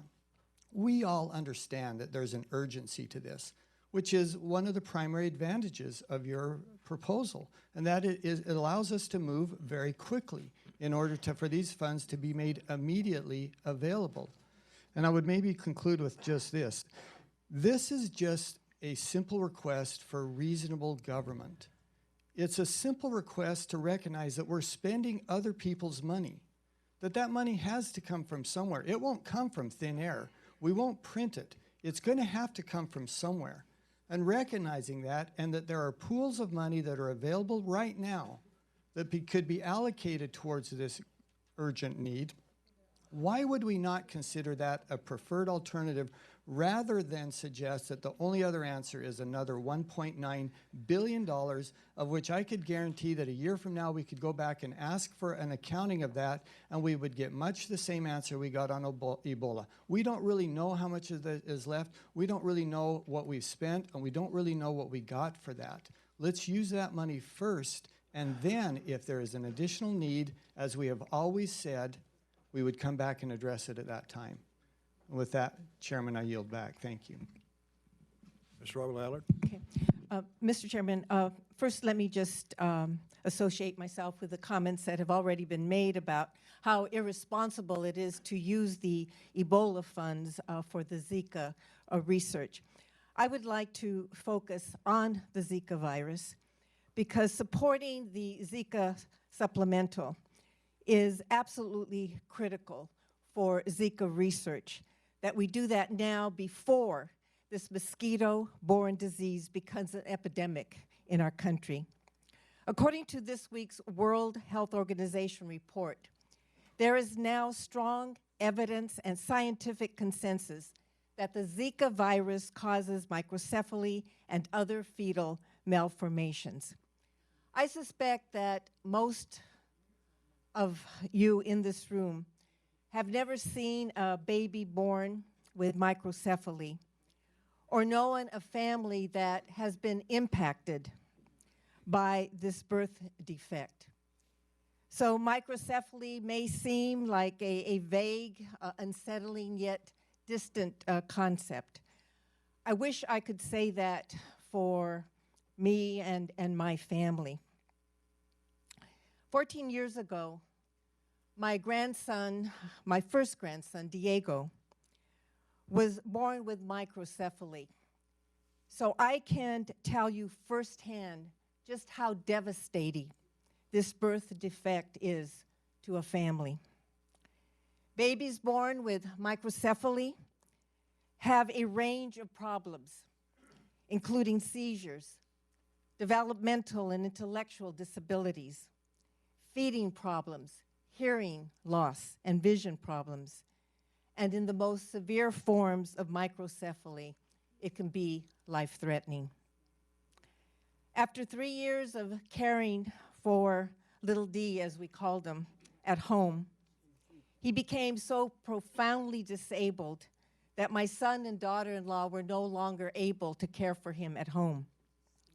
Well, they found a wonderful place for him to get care. Little D passed away before his 5th birthday. The emotional and financial toll that microcephaly took on our family cannot be put into words. Through the action of this committee today, we can help ensure that our country gets out in front of the Zika virus and can find a way to prevent the disease and to protect pregnant women, so our generation of new families will be spared the pain and the suffering caused by microcephaly. I ask this committee to please support Ms. Lowy's amendment. Are there further speakers? If not, the chair recognizes himself to close.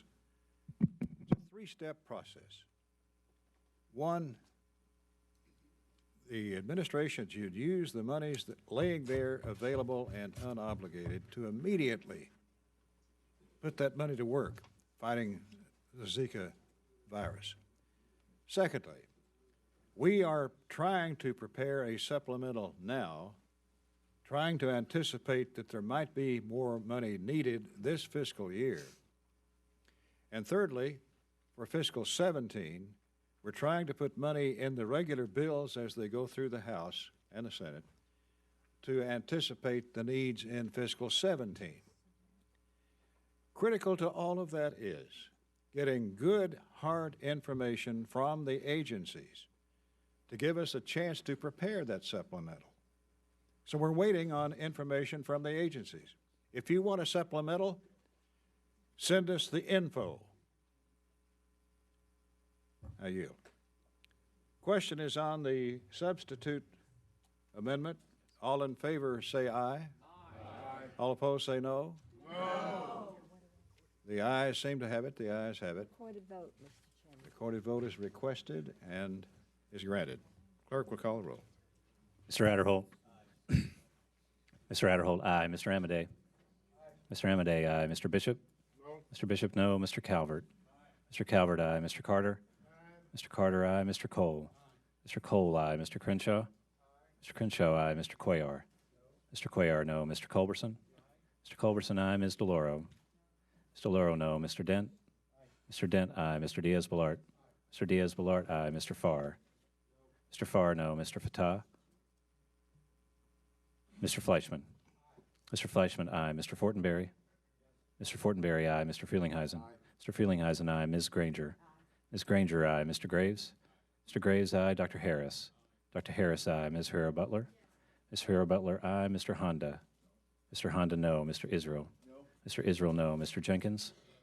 Mr. Jenkins, aye. Mr. Jolly. Mr. Jolly, aye. Mr. Joyce. Mr. Joyce, aye. Ms. Capter. Ms. Capter, no. Mr. Kilmer. Mr. Kilmer, no. Ms. Lee. Ms. Lee, no. Mrs. Lowy. No. Mrs. Lowy, no. Ms. McCollum. Ms. McCollum, no. Mr. Palazzo. Mr. Palazzo, aye. Ms. Pingree. Ms. Pingree, no. Mr. Price. No. Mr. Price, no. Mr. Quigley. Mr. Quigley, no. Mr. Ridgel. Mr. Ridgel, aye. Mrs. Roby. Mrs. Roby, aye. Mr. Rogers. Aye. Mr. Rogers, aye. Mr. Rooney. Mr. Rooney, aye. Ms. Robo-Allard. Ms. Robo-Allard, no. Mr. Rupersberger. No. Mr. Rupersberger, no. Mr. Ryan. No. Mr. Ryan, no. Mr. Serrano. No. Mr. Serrano, no. Mr. Simpson. Mr. Simpson, aye. Mr. Stewart. Mr. Stewart, aye. Mr. Valadeo. Mr. Valadeo, aye. Mr. Visklosky. No. Mr. Visklosky, no. Ms. Wasserman Schultz. Ms. Wasserman Schultz, no. Mr. Womack. Mr. Womack, aye. Mr. Yoder. Mr. Yoder, aye. Mr. Young. Mr. Young, aye. Are there members who wish to be recorded? Clerk will tally.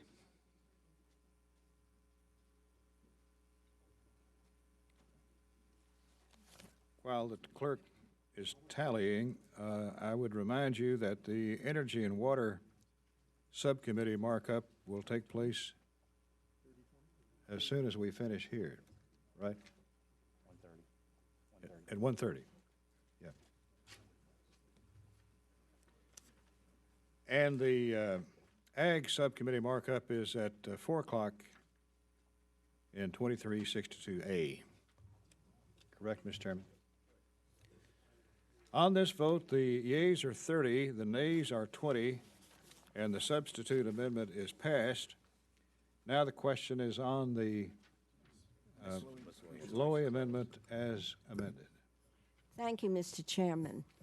Mr. Chairman, this has been an enlightening discussion. It's clear to me there are two crises in this country, and we should be able to effectively respond to both. I would like to ask you a question, Mr. Chairman. I believe you said a few times that the staff is working on an emergency supplemental. Is that correct, Mr. That's correct. Chairman? That's correct. And it seems to me that this is a crisis, and we must address Zika now, And we cannot put the Ebola issue on the back burner. So we should have the capacity to respond to a crisis now. And why can't we work with the administration, work with you in a bipartisan way, and get this done now? If this is an emergency, we should be able to pass a supplemental now. Lady, yield? I'd be delighted to yield to I join you 1,000%. We want to do it. We can't do it without the numbers. Mr. Chairman. How many times do I need to say that? Mr. Chairman, it's my understanding that the administration responded to your letter. I personally will contact the administration today. You know, there have been articles in every newspaper across the country. First, it was just pregnant women, and we heard from my colleague, Ms. Roybal Allard, about the impact on pregnant women. Now it's on all of our citizens. They are expanding the impact of this threat from Zika. So I would think we as appropriators have a responsibility to respond to a crisis more effectively than we are doing. And Mr. Chairman, I would like to work with you, contact the administration immediately, and if the numbers are not there by the end of the day, it seems to me I have seen numbers. I don't understand why there is some lack of connection here. So I'm hoping we can work together to respond to this crisis in an emergency supplemental as soon as we can. The question is on the Lowy amendment as amended. All in favor say aye. Aye. All opposed, no? No.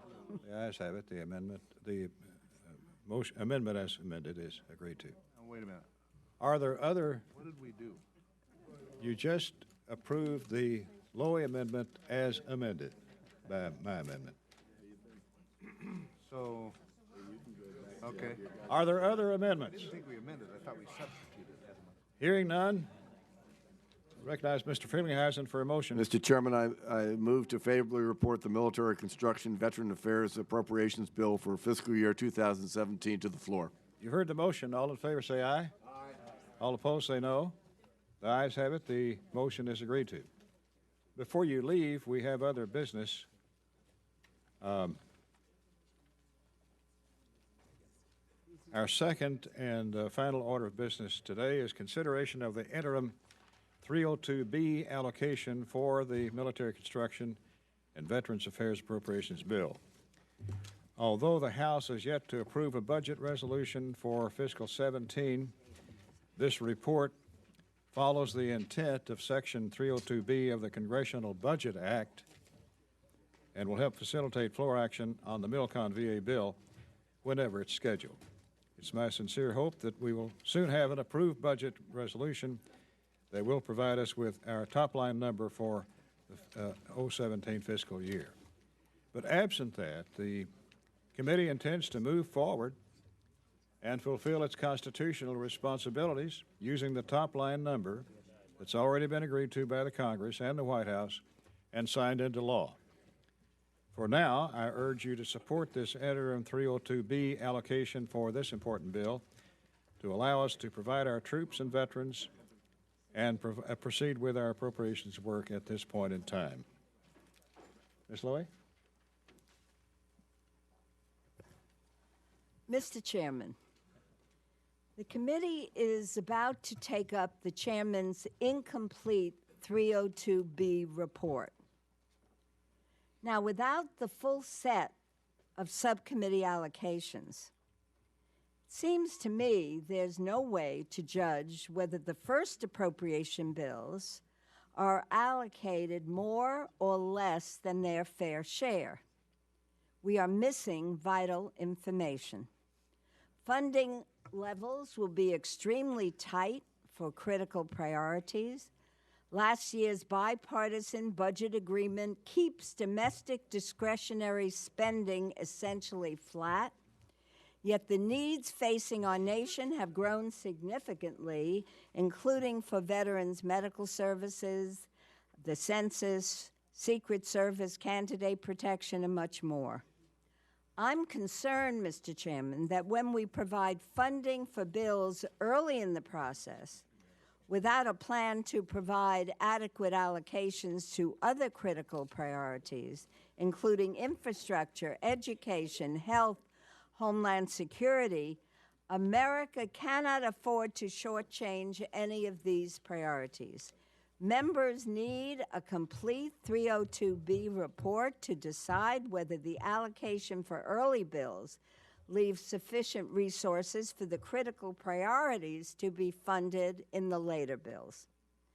The chairman finds himself between a rock and a hard place because some Republicans in the House want to renegotiate the Bipartisan Budget Act. The Bipartisan Budget Act, delaying action on a budget and all of our bills, providing the allocations bill by bill, however, is not a solution we can or should accept. So I urge a no vote on the process of incomplete subcommittee allocations. Is there further discussion? Chairman. Ms. McCullough. Thank you, Mr. Chairman. Well, we just, by passing the Rogers substitute amendment to the Lowy amendment, potentially put a huge hole into last year's balances of the Departments of Labor, Health, Human Services, Education, related agencies, the Department of State and Foreign Operations and related programs, because there's no guarantee that those funds will go back. And the reason why we do have unobligated funds is because we didn't get our job done in time, and so there was no way that those funds would have been fully, out the door, ready to go for programming. So this is just another act, I think, of irresponsibility. Now, this isn't regular order, what the chairman has proposed today, and I don't hold the chairman, he wants to move in regular order. But let's be clear, we have a budget. It is the law of the land. The bipartisan budget agreement was passed by this House. It provided for $1.07 trillion in discretionary spending. The Appropriations Committee today is not approving all the 302B's allocations. They're just doing it for one subcommittee, and that's not regular order. And it lacks transparency for what is going to be happening in the other accounts. Now, today, we're just figuring a way to work around the chaos in the Republican caucus, and we've been watching as the budget process is completely melted down on the other side. And the process should be pretty straightforward. The bipartisan budget agreement, I want to state again, set a top line for the 302B level. But without a budget, we have no insurance that the Republican conference will even honor that level. So the chairman, I believe it's totally unfair to keep subcommittees in the dark about the distribution of allocations and what to expect. And to expect us to vote on this bill without knowing what is going to be happening in the other bills just lacks full transparency.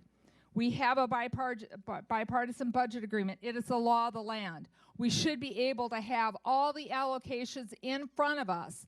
We're going to two more subcommittees, Ag and Energy and Water. They're being marked up. To what level? How was that decided? How does it affect the rest of the bills? So, Mr. Chairman, I think we need to return to regular order by having all of the sub-allocations in front of us so we vote on them at one time, either up or down. So I urge my colleagues to oppose this allocation until the House can really pass a budget bill, or we agree that we're going to uphold the law of the land and we have all allocations in front of us. With that, I yield back. Gentlelady yield. Yes. This is not unique. Yeah, it's an unsettled time because the House has not passed a budget resolution. That's not the first time that's not happened. In fact, 2 years ago, for example, we did interim allocations in the past when we didn't know what the final House budget would look like. Now, We're marking up. Mr. Chairman, reclaiming my marking- time, can I ask you a question? Do we not have all the 302Bs? When I finish my statement, I will. It's, okay. Lady yield briefly. Yes, I will, if you'll answer my question. I forgot what I was going to say now. Yeah. We're marking up to what the law is, 070. That's what the law is. That's what we're marking up to. That's what this bill is allocated for. Now, as we go along, we'll have a chance to review the process as we go. But for the moment, at this sort of critical time, I think this is the wise way to go.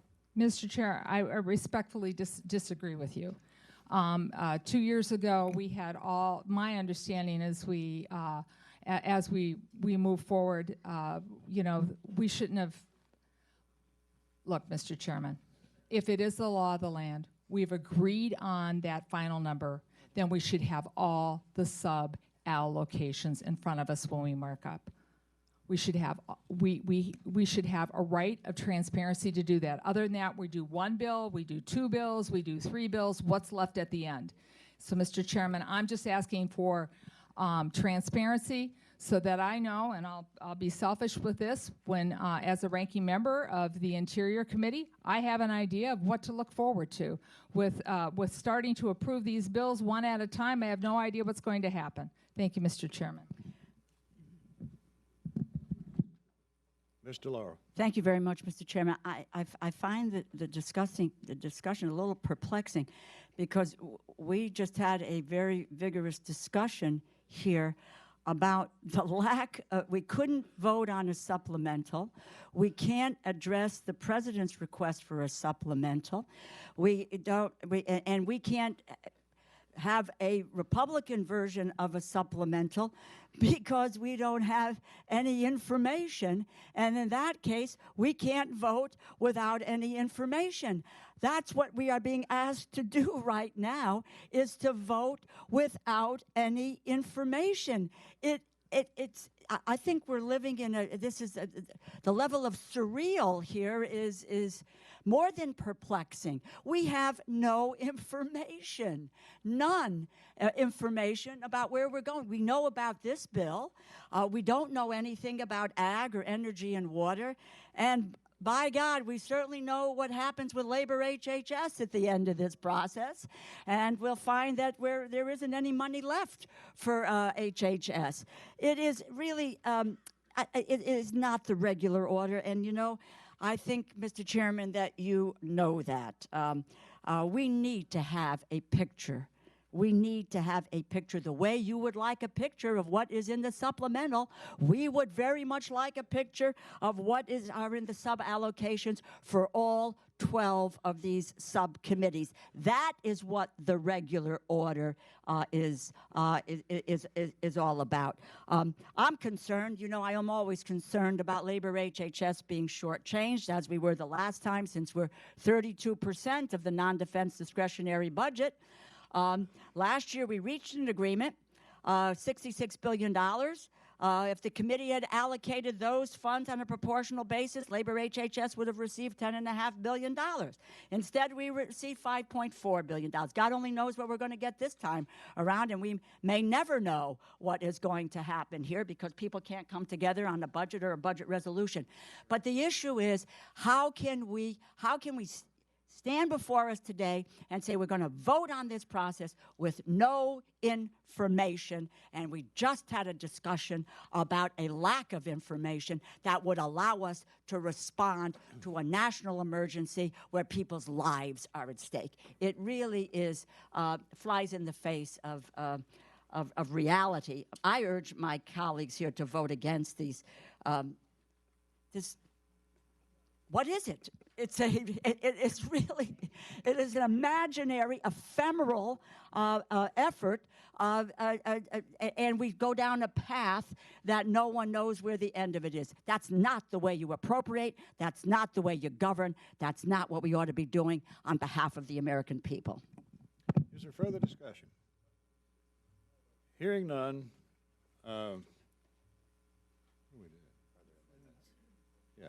Are there amendments? amendments? Hearing none. Question is on the motion of Mr. Mr. Chairman, I move the committee approve the interim report on the 302B allocations for fiscal year 2017. You've heard the motion. All in favor say aye. Aye. All opposed say no. The ayes have it. The motion is agreed to. Recorded vote is requested and is granted. Mr. Adderholt. Mr. Adderholt, aye. Mr. Amadei. Mr. Amadei, aye. Mr. Bishop. Mr. Bishop, no. Mr. Calvert. Mr. Calvert, aye. Mr. Carter. Mr. Carter, aye. Mr. Cole. Mr. Cole, aye. Mr. Crenshaw. Mr. Crenshaw, aye. Mr. Cuellar. Mr. Cuellar, no. Mr. Culberson. Mr. Culberson, aye. Ms. DeLauro. Ms. DeLauro, no. Mr. Dent.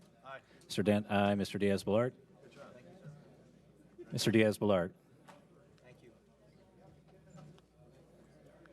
Mr. Diaz-Balart. Mr. Diaz-Balart, aye. Mr. Farr. Committee will be in order. Committee will be in order. Mr. Farr, no. Mr. Fatah. Mr. Fleischman. Mr. Fleischman, aye. Mr. Fortenberry. Mr. Fortenberry, aye. Mr. Frelinghuysen. Mr. Frelinghuysen, aye. Ms. Granger. Ms. Granger, aye. Mr. Graves. Mr. Graves, aye. Dr. Harris. Dr. Harris, aye. Ms. Herrera-Butler. Ms. Herrera-Butler, aye. Mr. Honda. Mr. Honda, no. Mr. Israel. Mr. Israel, no. Mr. Jenkins. Mr. Jenkins, aye. Mr. Jolly. Mr. Jolly, aye. Mr. Joyce. Mr. Joyce, aye. Ms. Capter. Ms. Capter, no. Mr. Kilmer. Mr. Kilmer, no. Ms. Lee. Ms. Lee, no. Mrs. Lowy. Mrs. Lowy, no. Ms. McCullum. Ms. McCullum, no. Mr. Palazzo. Mr. Palazzo, aye. Ms. Pingree.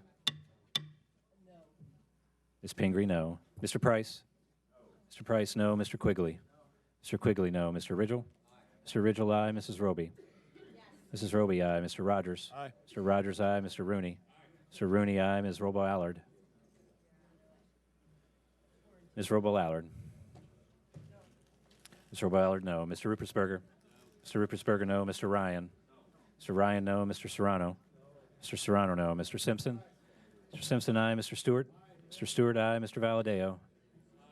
Mr. Valadeo, aye. Mr. Visklosky. Mr. Visklosky, no. Ms. Wasserman-Schultz. Ms. Wasserman-Schultz, no. Mr. Womack. Mr. Womack, aye. Mr. Yoder. Mr. Yoder. Mr. Yoder, aye. Mr. Young. Mr. Young, aye. Are there members who wish to be recorded or change their vote? 3 days. I ask unanimous consent that the staff be given the authority to make technical and conforming changes to the items approved today.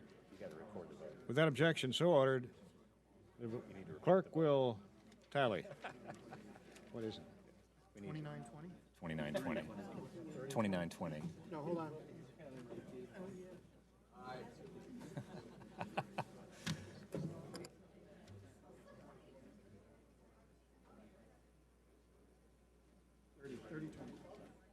Thirty, 20. Motion passes 30-20. On that vote, the ayes are 30, the noes are 20. The motion is agreed to. If there's no further business, the committee stands adjourned.